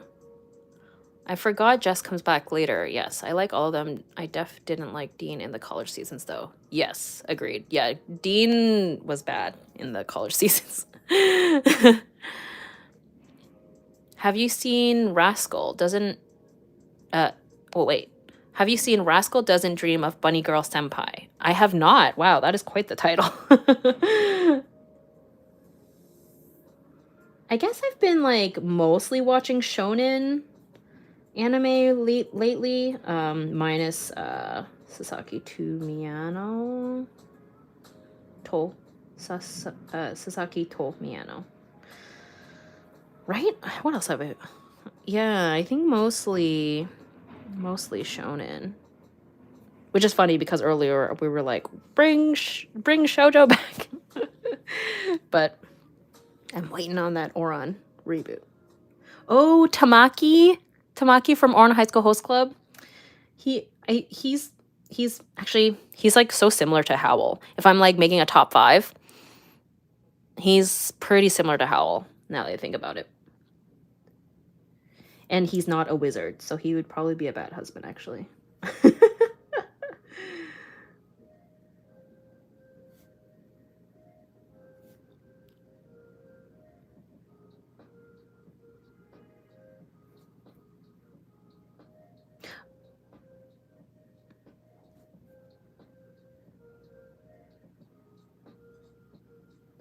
Oh, maybe Roy Mustang from Full Metal Alchemist. He could be a good husband, I think.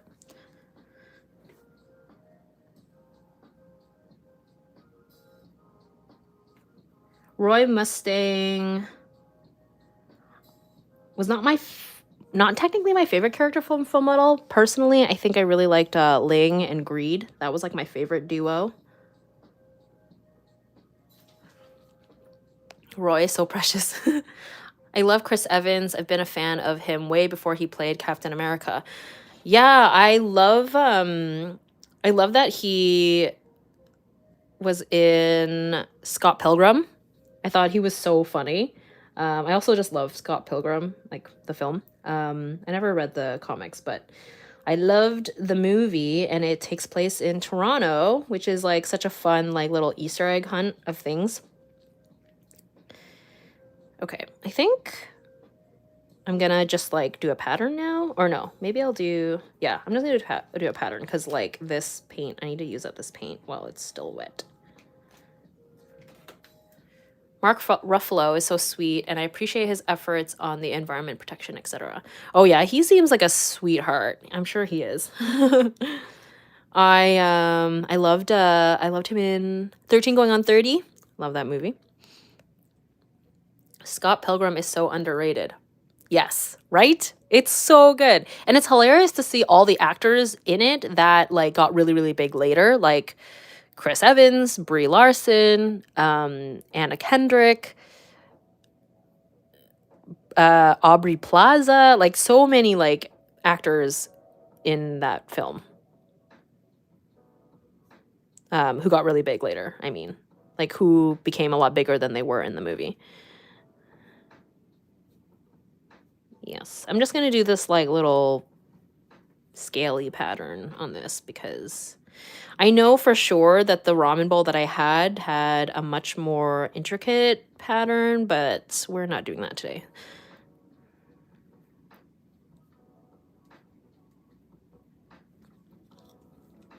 So Scott Pilgrim is awesome. I wish it would have gotten a sequel. I wonder what the sequel would look like. I mean, I'm sure there was plenty of material because of the it was a comic.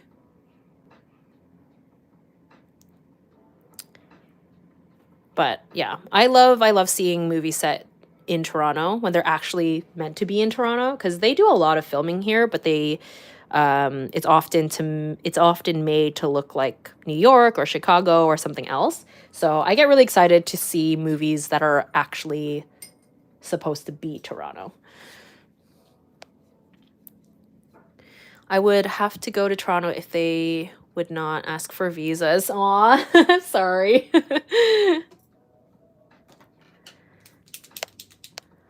The graphic novels for Scott Pilgrim are great too. They look really fun.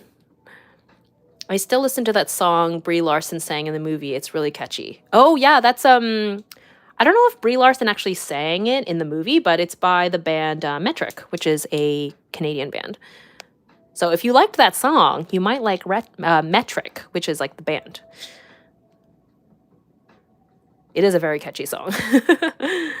If we're going down Avengers Road, it would be Thor. Loved Chris Hemsworth as Kim in Home and Away. I've never seen that. I do like Chris Hemsworth, though. I think he's really funny. Have you been to Niagara Falls? I have. It's been quite a while since I've been, but I have. It's like almost like feels like a Canadian rite of passage.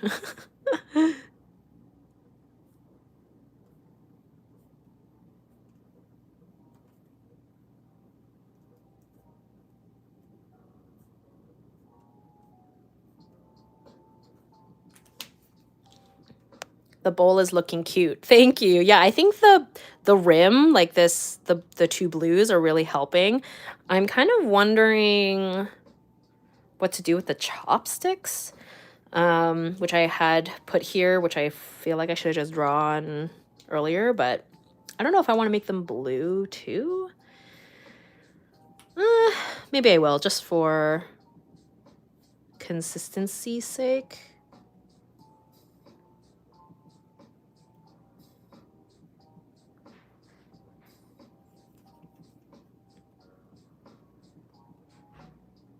But the markers do be testing me. Niagara Falls is the only place in Canada I've visited, sadly, and it was in high school.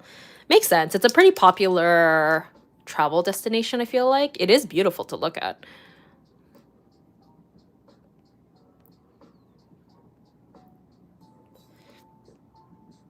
I love Thor. LOL. When the first movie came out, I was 13 and my mom was doing my hair, and there was this bathroom scene, and my mom kept telling me to turn my head. I wouldn't.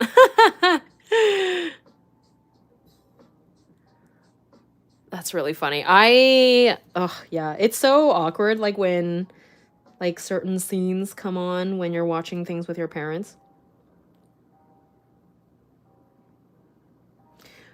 Yeah, when I was at my mom's for the holidays, my sister and I were watching Blood Origin, like the Witcher prequel series, and there was a couple of sex scenes in there, and like my mom wasn't actively watching it with us, but the way that like their house is set up, the TV is sort of visible for everybody. So that was a little awkward.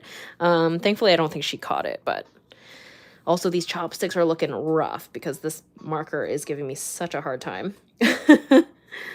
It's fine. They're charming. We'll say they're charming.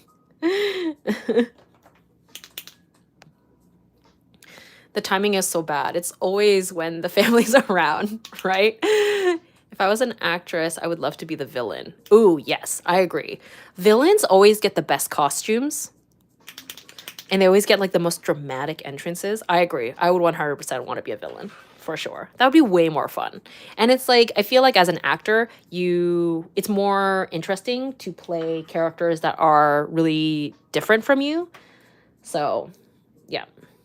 Which I feel like it's kind of like a lot of the times when you see the actors who play villains and you see them in interviews, they just seem like the sweetest people ever. Villains, best costumes, best dialogue. Oh yeah, when they get to have like their big villain speech, so fun. This is making me want to go buy ramen. Yeah, I'm starting to get really hungry actually. But it's 4 o'clock. I feel like I need to eat dinner at 5. Maybe I should get some snacks so we can keep the ball rolling.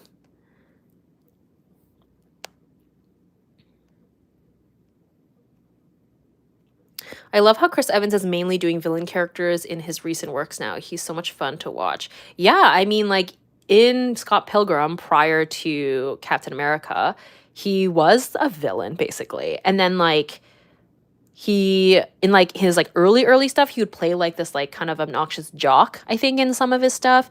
And then yeah, now he's going back into like that. I think, playing Captain America for so long, which is like a good character, I think it's more fun for him to play a villain. Which, oh my god, speaking of Knives Out, I watched Glass Onion recently and I loved it. I like the first maybe like 20 minutes or something, I was like, I hate this, I don't think I'm gonna like it. And then when the ball kind of really gets rolling, I was like, okay, never mind, I'm into it.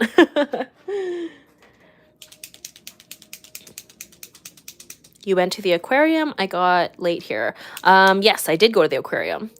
I haven't had lunch yet. The ramen is so appetizing. I need to get some snacks too. Okay, I wonder, have you had enough time to decide on your top 5 anime husband list? Oh my god, the pressure. Okay, wait. Okay. Nanami from Jujutsu Kaisen. Who else did I say? I think I had mentioned Roy Mustang. I don't know if he's in the top. Oh no, Howl. Howl for sure. Howl's Moving Castle. Howl.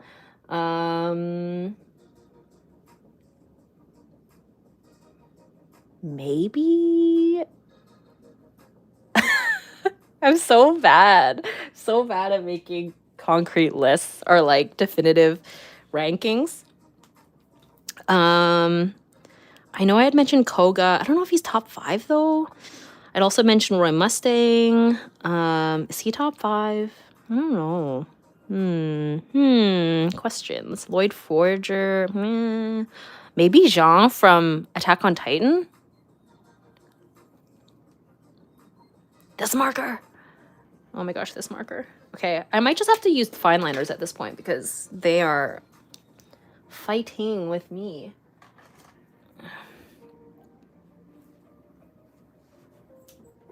I got a low battery notification. Sorry, friends. Okay, let me just plug in my phone here. Honestly, Lloyd or Yoru would be lovely to be with, but Yoru is gonna have to leave the cooking to me because I'm not trying to be poisoned. See, Yoru and I are similar in that sense. I'm not like an amazing cook, so Lloyd would be a good match for me. Sorry, I'm just trying to like grab my charger here. Hi Tina, just popping in before going back to the beginning of the live. Oh, hello, welcome, welcome. Oh.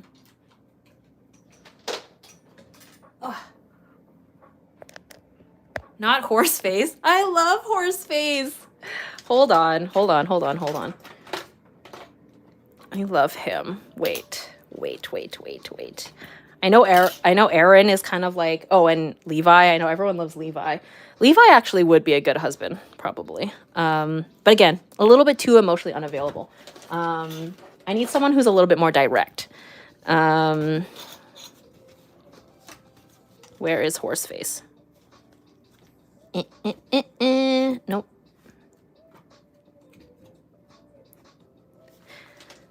Ta-da! I drew him in February.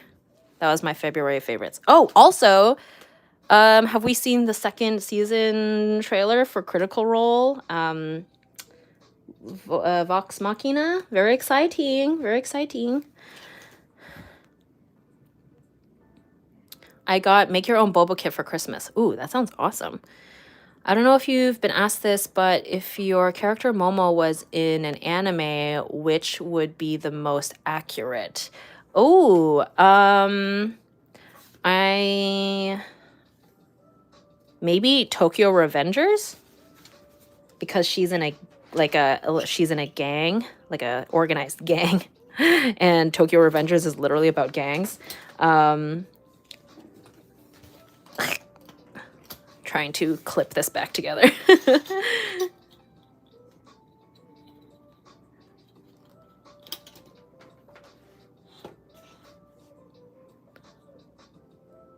Oh my god, I could so see that. Good question. Yeah, that's such a fun question. Thank you.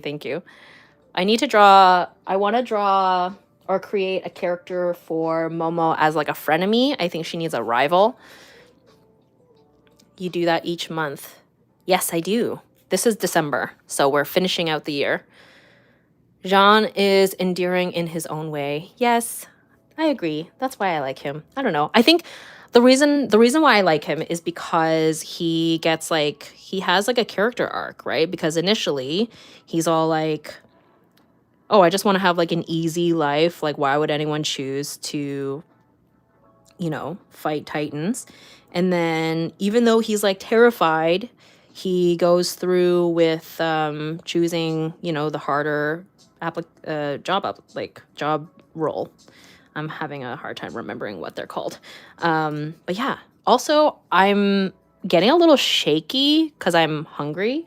So I think what I'm going to do is I'm going to fill up my water and I'm going to grab some snacks and we will continue streaming and drawing and chatting. And I still have not given 5 anime husbandos. So this is everyone's opportunity to take a quick hydration break.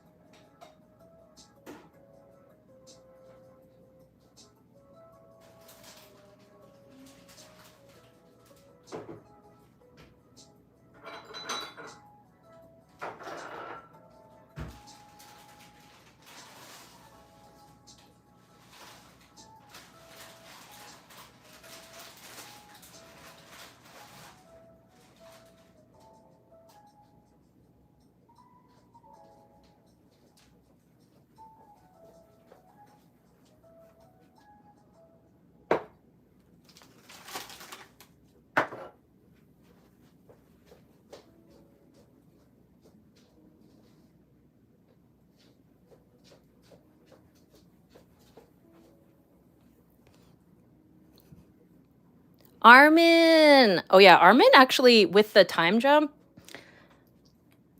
he'd be a good husband, actually. I could see that for sure. Time jump, though. He's still too baby in the beforehand. I like how she had the BRB sticky prepared. Yes, I've had this thing for a while now, for this exact reason. Also, I'm back. I have grapes and some turtle chips. They're not real turtles. They are these, I think this is Korean. I don't know. They're called turtle chips because of the shape, and they're like layered. These ones are corn flavored. I love corn. I'm like that little kid that went viral and he loved about loving corn. That's me.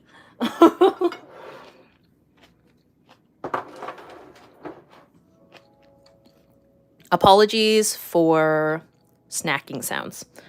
Also, yes, I love green grapes.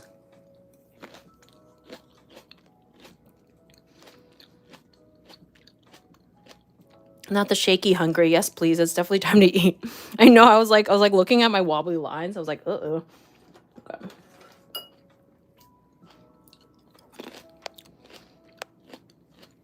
Do you like the turtle chocolates? It's like Twix in a cute shape. Oh, I love turtle chocolates. I'm actually so surprised I didn't get any this year. Maybe I should just go buy some on sale. So much Christmas chocolate on sale right now.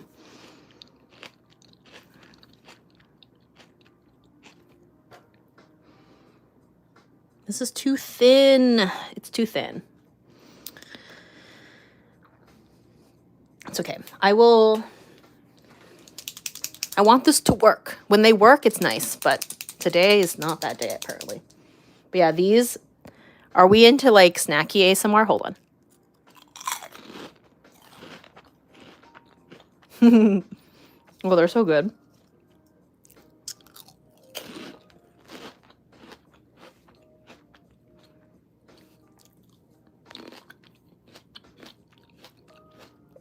I love my own corn kid. I love him. Bless that kid. Oh, I had the turtle chips before. I also like those honey butter chips. Oh, yeah, those are good too. I want some seaweed chips. Oh, yeah. Those got the like umami flavor. Ah, frenemy, I'm not ready. That sounds so fun. Thank you. Are you going to do a rival for Momo? That sounds awesome.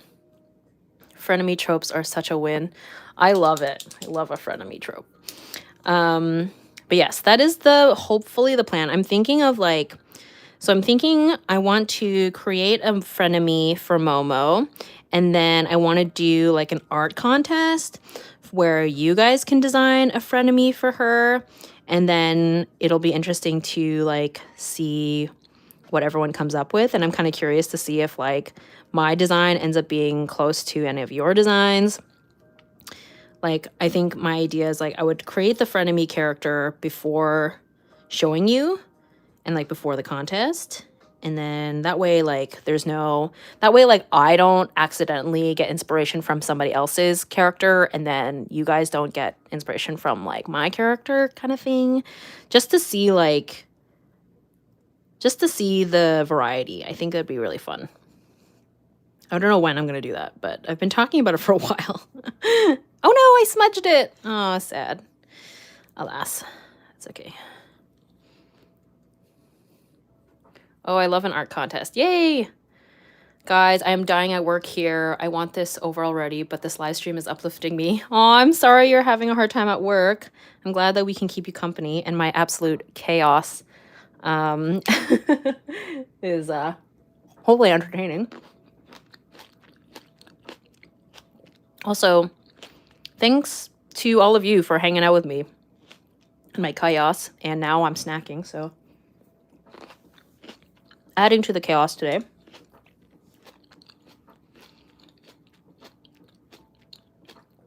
And then all your faves can all be in the gang. Oh my god, yes. I mean, I kind of see it as like everyone who creates a character is in the gang. It'll just be like a huge gang to take on all the characters in Tokyo Revengers.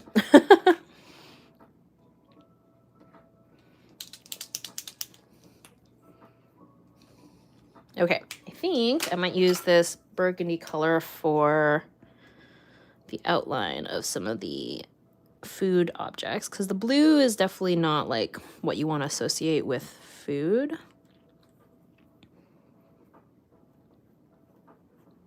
And then do kind of like the impression of the noodles, but it doesn't necessarily need to be like super detailed.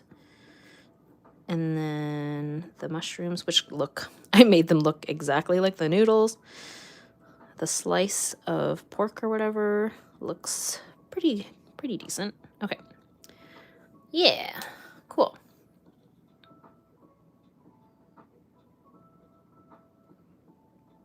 Are you going to continue the monthly favorites for this new year? I really want to, actually. I was like debating between whether or not I would just like do not generic, but just do like a variety of different live streams instead. But I find the monthly favorites to be a really cool way to keep track of what I got up to in the year. So I think I am going to continue on with them. And it seems like, you know, you guys have fun chit-chatting with me about it, because I think it does serve as like a good launching pad for conversation.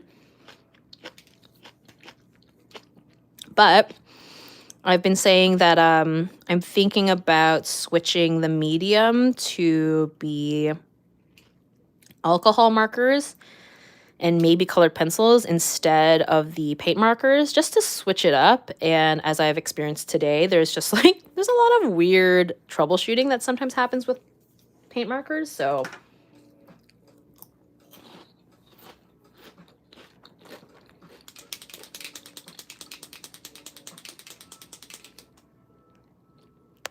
loving the monthly faves. Yay, I'm glad. Okay. I'm currently redrawing some old characters from a game me and my friends created a long time ago. That's awesome. I love that. It's always cool to like revisit old things, because you can see like how your style has changed or how your taste has changed.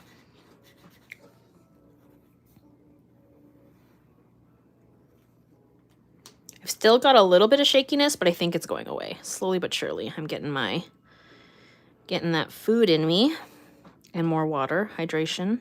Very important, friends. Okay.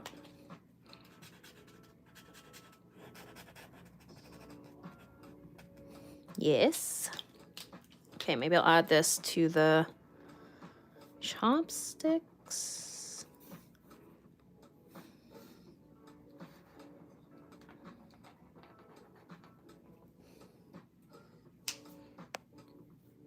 These monthly live streams really have been relaxing and fun. I thank you for that. Aw, yay, I'm so glad.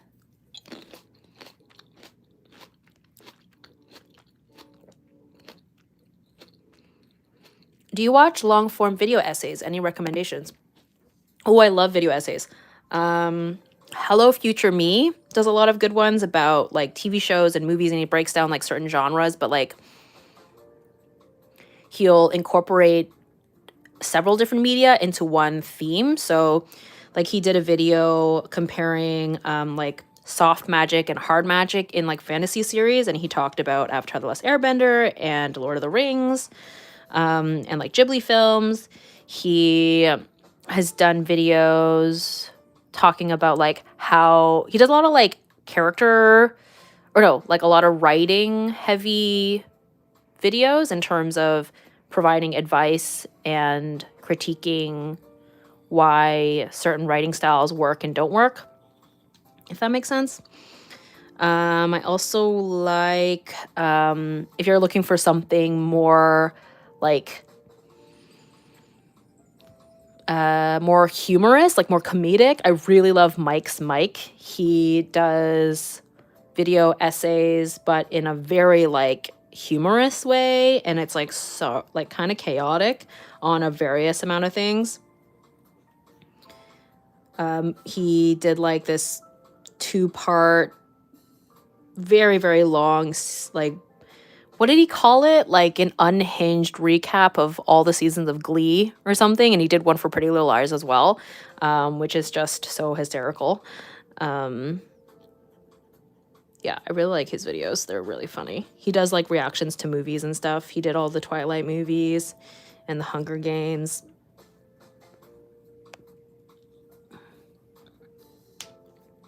The body doubling from this stream has allowed me to finish a blog for work. What a relief. Yay! I'm very glad to be able to keep y'all company when you're working on stuff. Okay.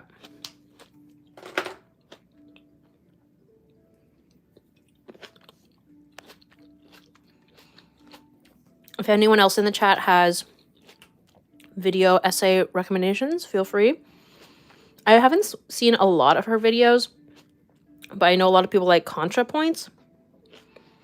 She kind of covers more, I think, slightly more serious topics.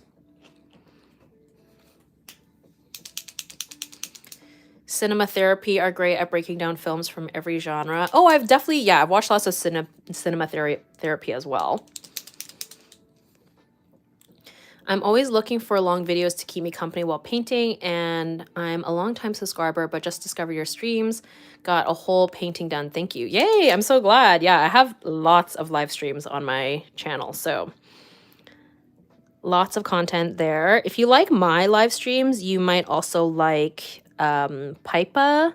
She doesn't have like a ton of live streams on her channel, but she has a few, and I feel like they have a similar vibe, similar energy, because she also likes talking about TV shows and stuff. I wonder if this marker is just straight up dead. Maybe that's why it's giving me a hard time.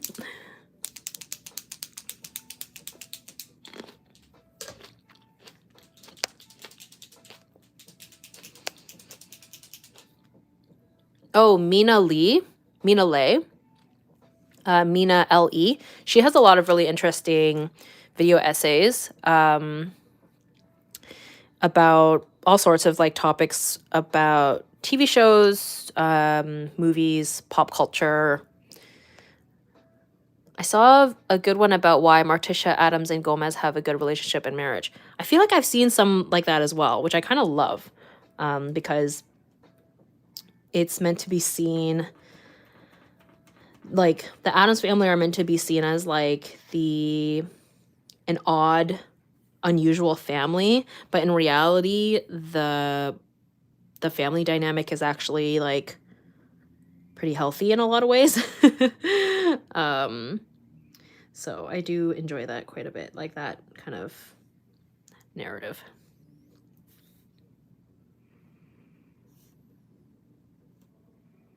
Also, the marker is not dead. I just needed to fiddle around with it a little more. This plate is like looking real weird, but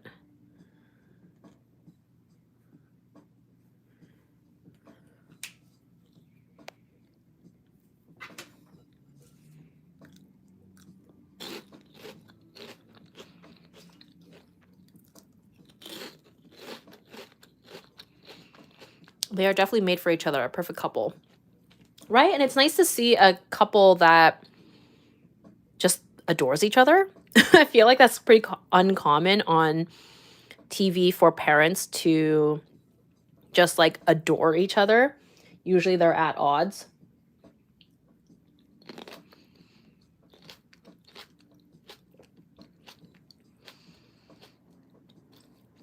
The reason they're depicted as so in love is it's a satirical take on how most normal families aren't. Yes, yeah. That was like the original comic book take on it. And then it just sort of stayed that way, which is perfect. Sorry, I'm like really snacking. I'm like trying to get the shakies away.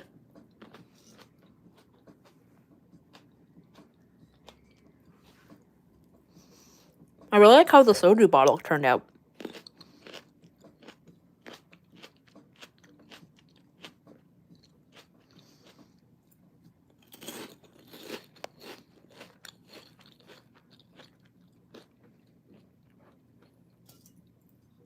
I would love to know what everyone's favorite salty snack go-to is.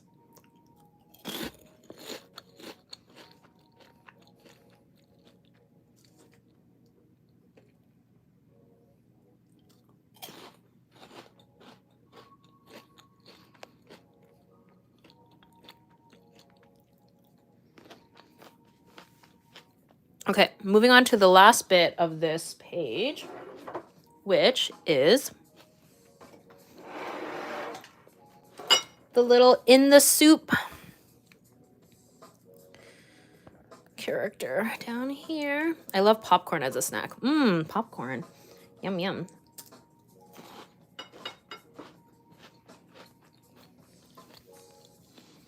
Have you gone into any new K-pop groups? Good question.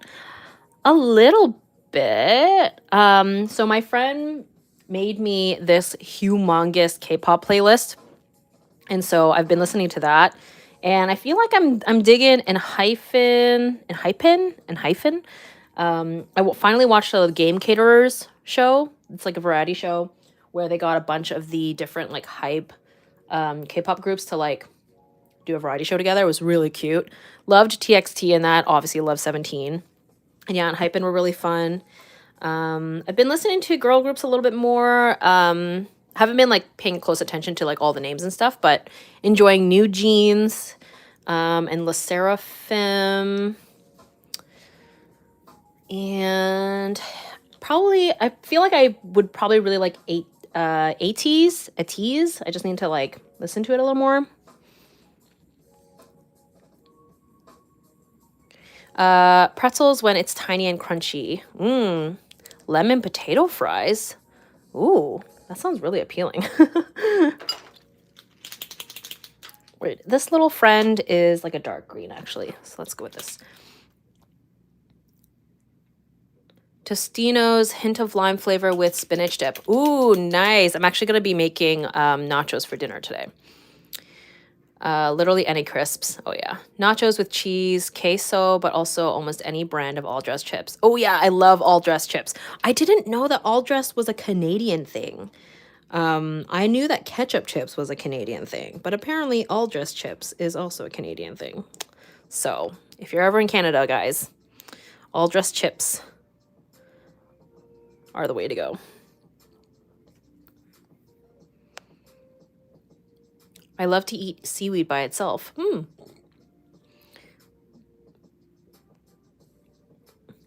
Pantacones, a plantain fry Latin snack. Ooh, that sounds good.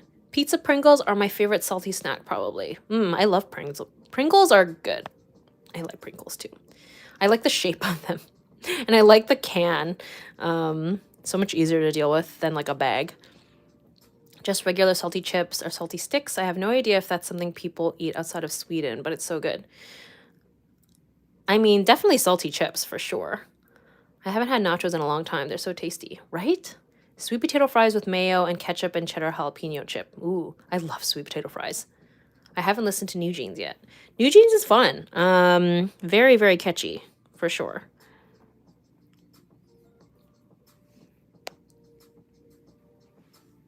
Oh, Bugles. Cheddar Pringles. I really like, what do I usually go for? I usually go for the sour cream and onion, I think.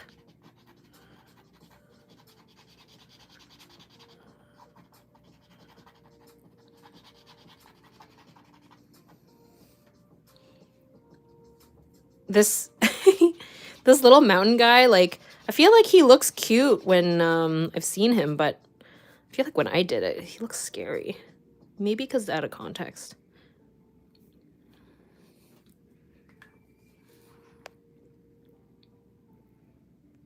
Bugles are so good, like to put them on my fingers. Oh yeah, I did that all the time as a kid, for sure.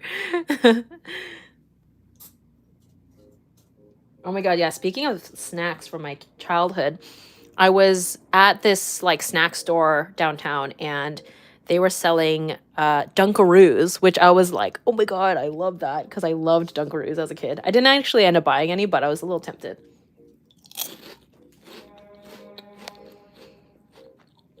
Any form of potato is good. It's true. Potatoes are delicious.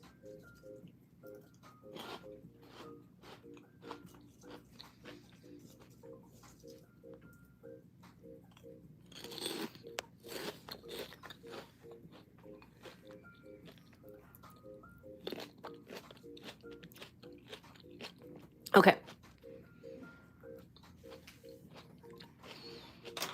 What color do I want to make this sign?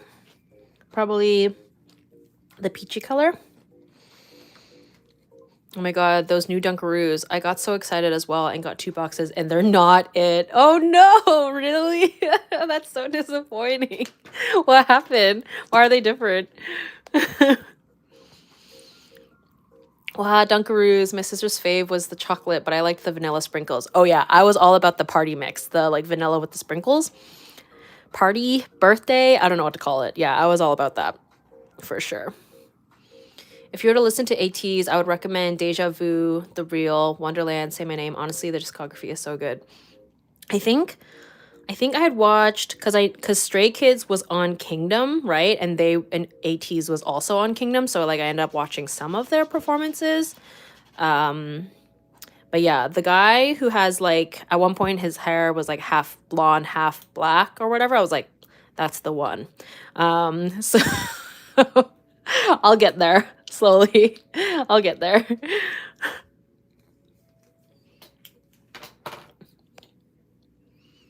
The cookies are so flavorless and like almost soft sugar cookie, and the icing is basically just Betty Crocker's icing. Oh man, I mean, I don't know if I can like recall exactly what Dunkaroos taste like right now, but I'm sure it'll be one of those things where if I did have it, I would know the difference. So I'm very sad to hear that it was disappointing.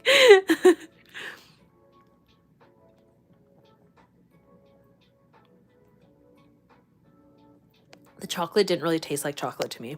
Yeah, I think you're right. I have heard that American chocolate is not nearly as good as chocolate everywhere else. But I don't know where Dunkaroos was made. So I don't know.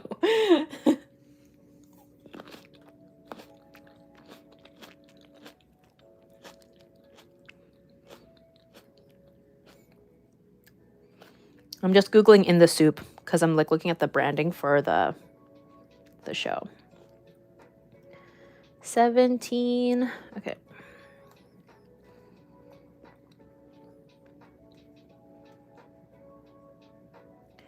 They have this BTS pop-up shop in Toronto, and they actually were selling a few like in the soup stuff that was 17 related, and I was like, it was pretty tempting.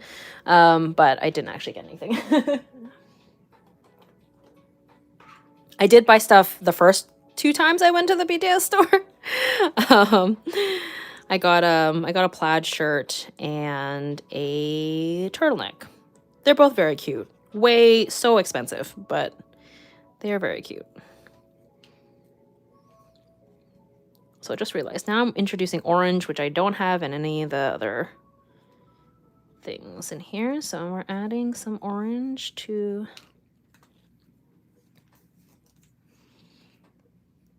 British people think American chocolate tastes like sick. Oh, gross. I've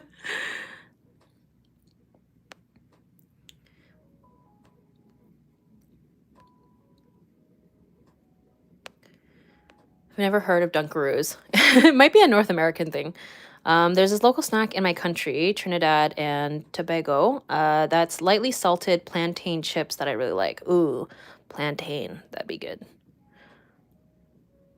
I love like veggie, like dried up veggies, like banana dried up veggies, not veggies, but dried up fruit, like banana chips and like dried up mango. Ooh, so yummy. I think you're talking about Wu Young, also the Wolf Kingdom performance. Yeah, probably. I'm sure you're right. I also think our palates change as we get older. Yes, I definitely think that's true. So something that we thought was really good as a kid just isn't the same when we get older. But also, they definitely probably changed the recipe for Dunkaroos. That's probably right. American food is way, way, way more unhealthy for you than basically any other place. It's ridiculous. Hi, I love your videos. Thank you so much. Because Hershey's uses dried milk to make the chocolate, and it translates as bad milk to people in Europe. Ah, that makes sense. That makes sense. I figured it was something about the processing. There is a Hershey factory in Ontario here. Or there used to be. I don't know if it's still here. Sorry for talking and eating at the same time. Okay.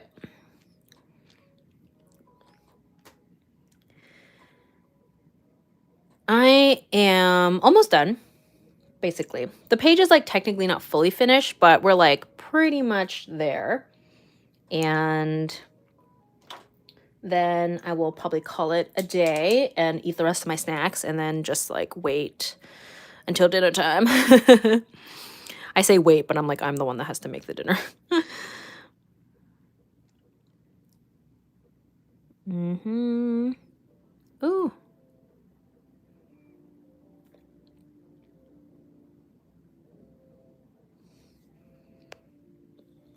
Oh, you know what's so random? For whatever reason, I decided to rewatch the Narnia movies, and Aslan and the effects look really good in the first one. The second one, I don't know what happened. It doesn't look nearly as good, but the first one, I was like, this looks pretty good. I think it must have been more practical effects in the first one.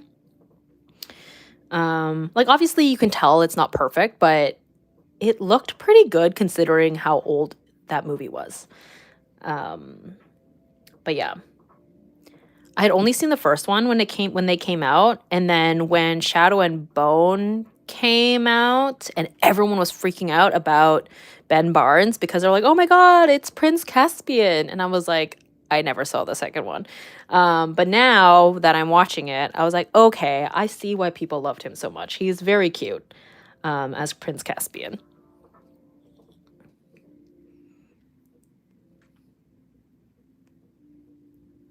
I returned with my soup to see you work on In the Soup. Perfect. Yeah, they were so good. Oh yes, Narnia was a bop. I I still need to watch the third one, but I am enjoying them. I'm enjoying it. Yeah, and I'm understanding why people loved Prince Caspian so much. Unfortunately, the sequels were not as good. Yeah, I feel like the first one, I was like, I'm really into this, and the special effects looked really good.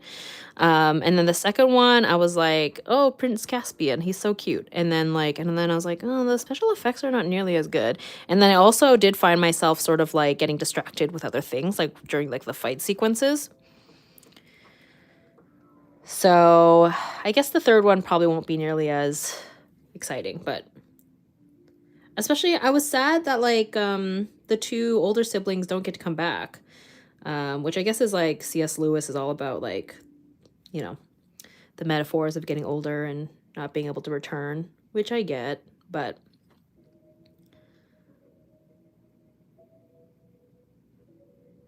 I would be so sad if Aslan told me I couldn't return to Narnia. I just wouldn't leave. I would just stay. Oh my god, no, it's a spam. It's been a while since I've had spam.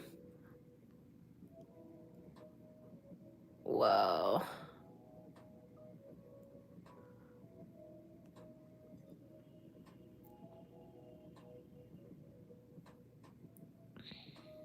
I really liked Prince Caspian, but I rewatched the first movie more. I watched the third movie and I liked it. The first movie of Narnia is the best.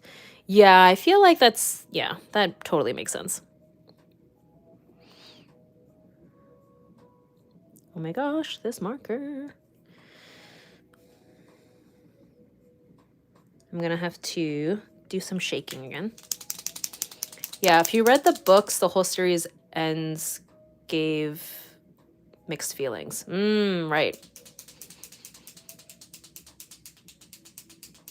He introduces new younger people in each book. Right. Yeah, because I think like Narnia is sort of like a metaphor for your childhood, and then not being able to return to Narnia is like a sign of you getting older, I imagine. I've never read the books, but that makes sense.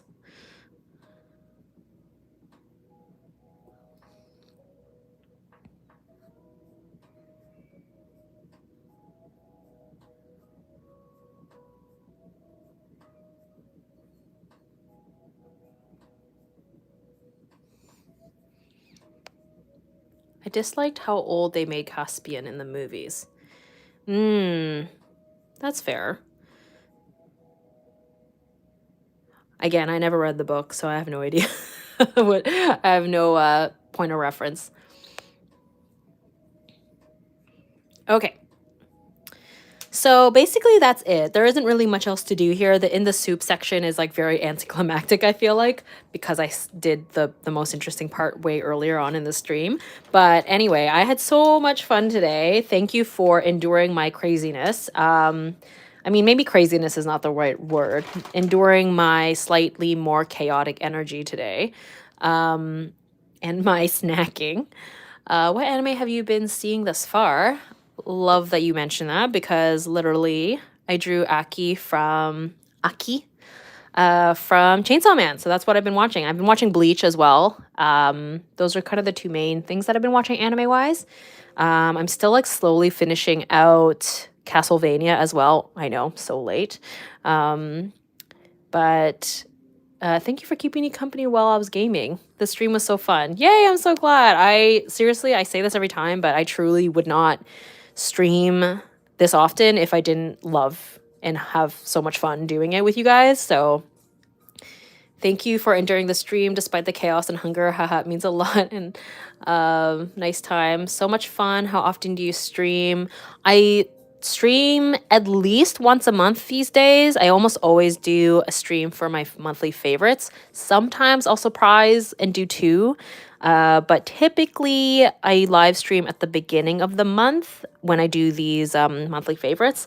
I don't have a set schedule because I'm chaotic like that, but I do make a post about it on Patreon, and I try to do one for YouTube community and Instagram stories.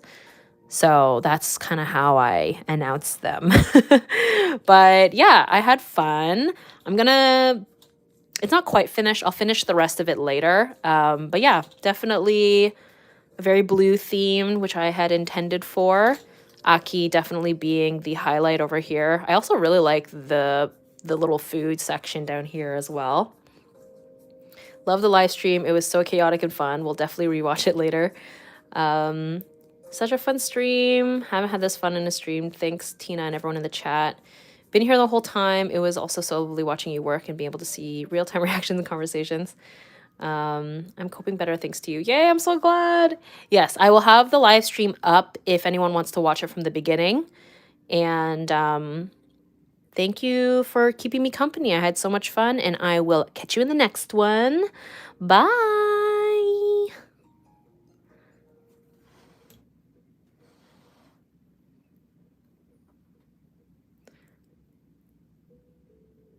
Also, definitely feel free to do your own monthly favorites. I would love to see them. Okay, now I'm going to go now, officially. Bye.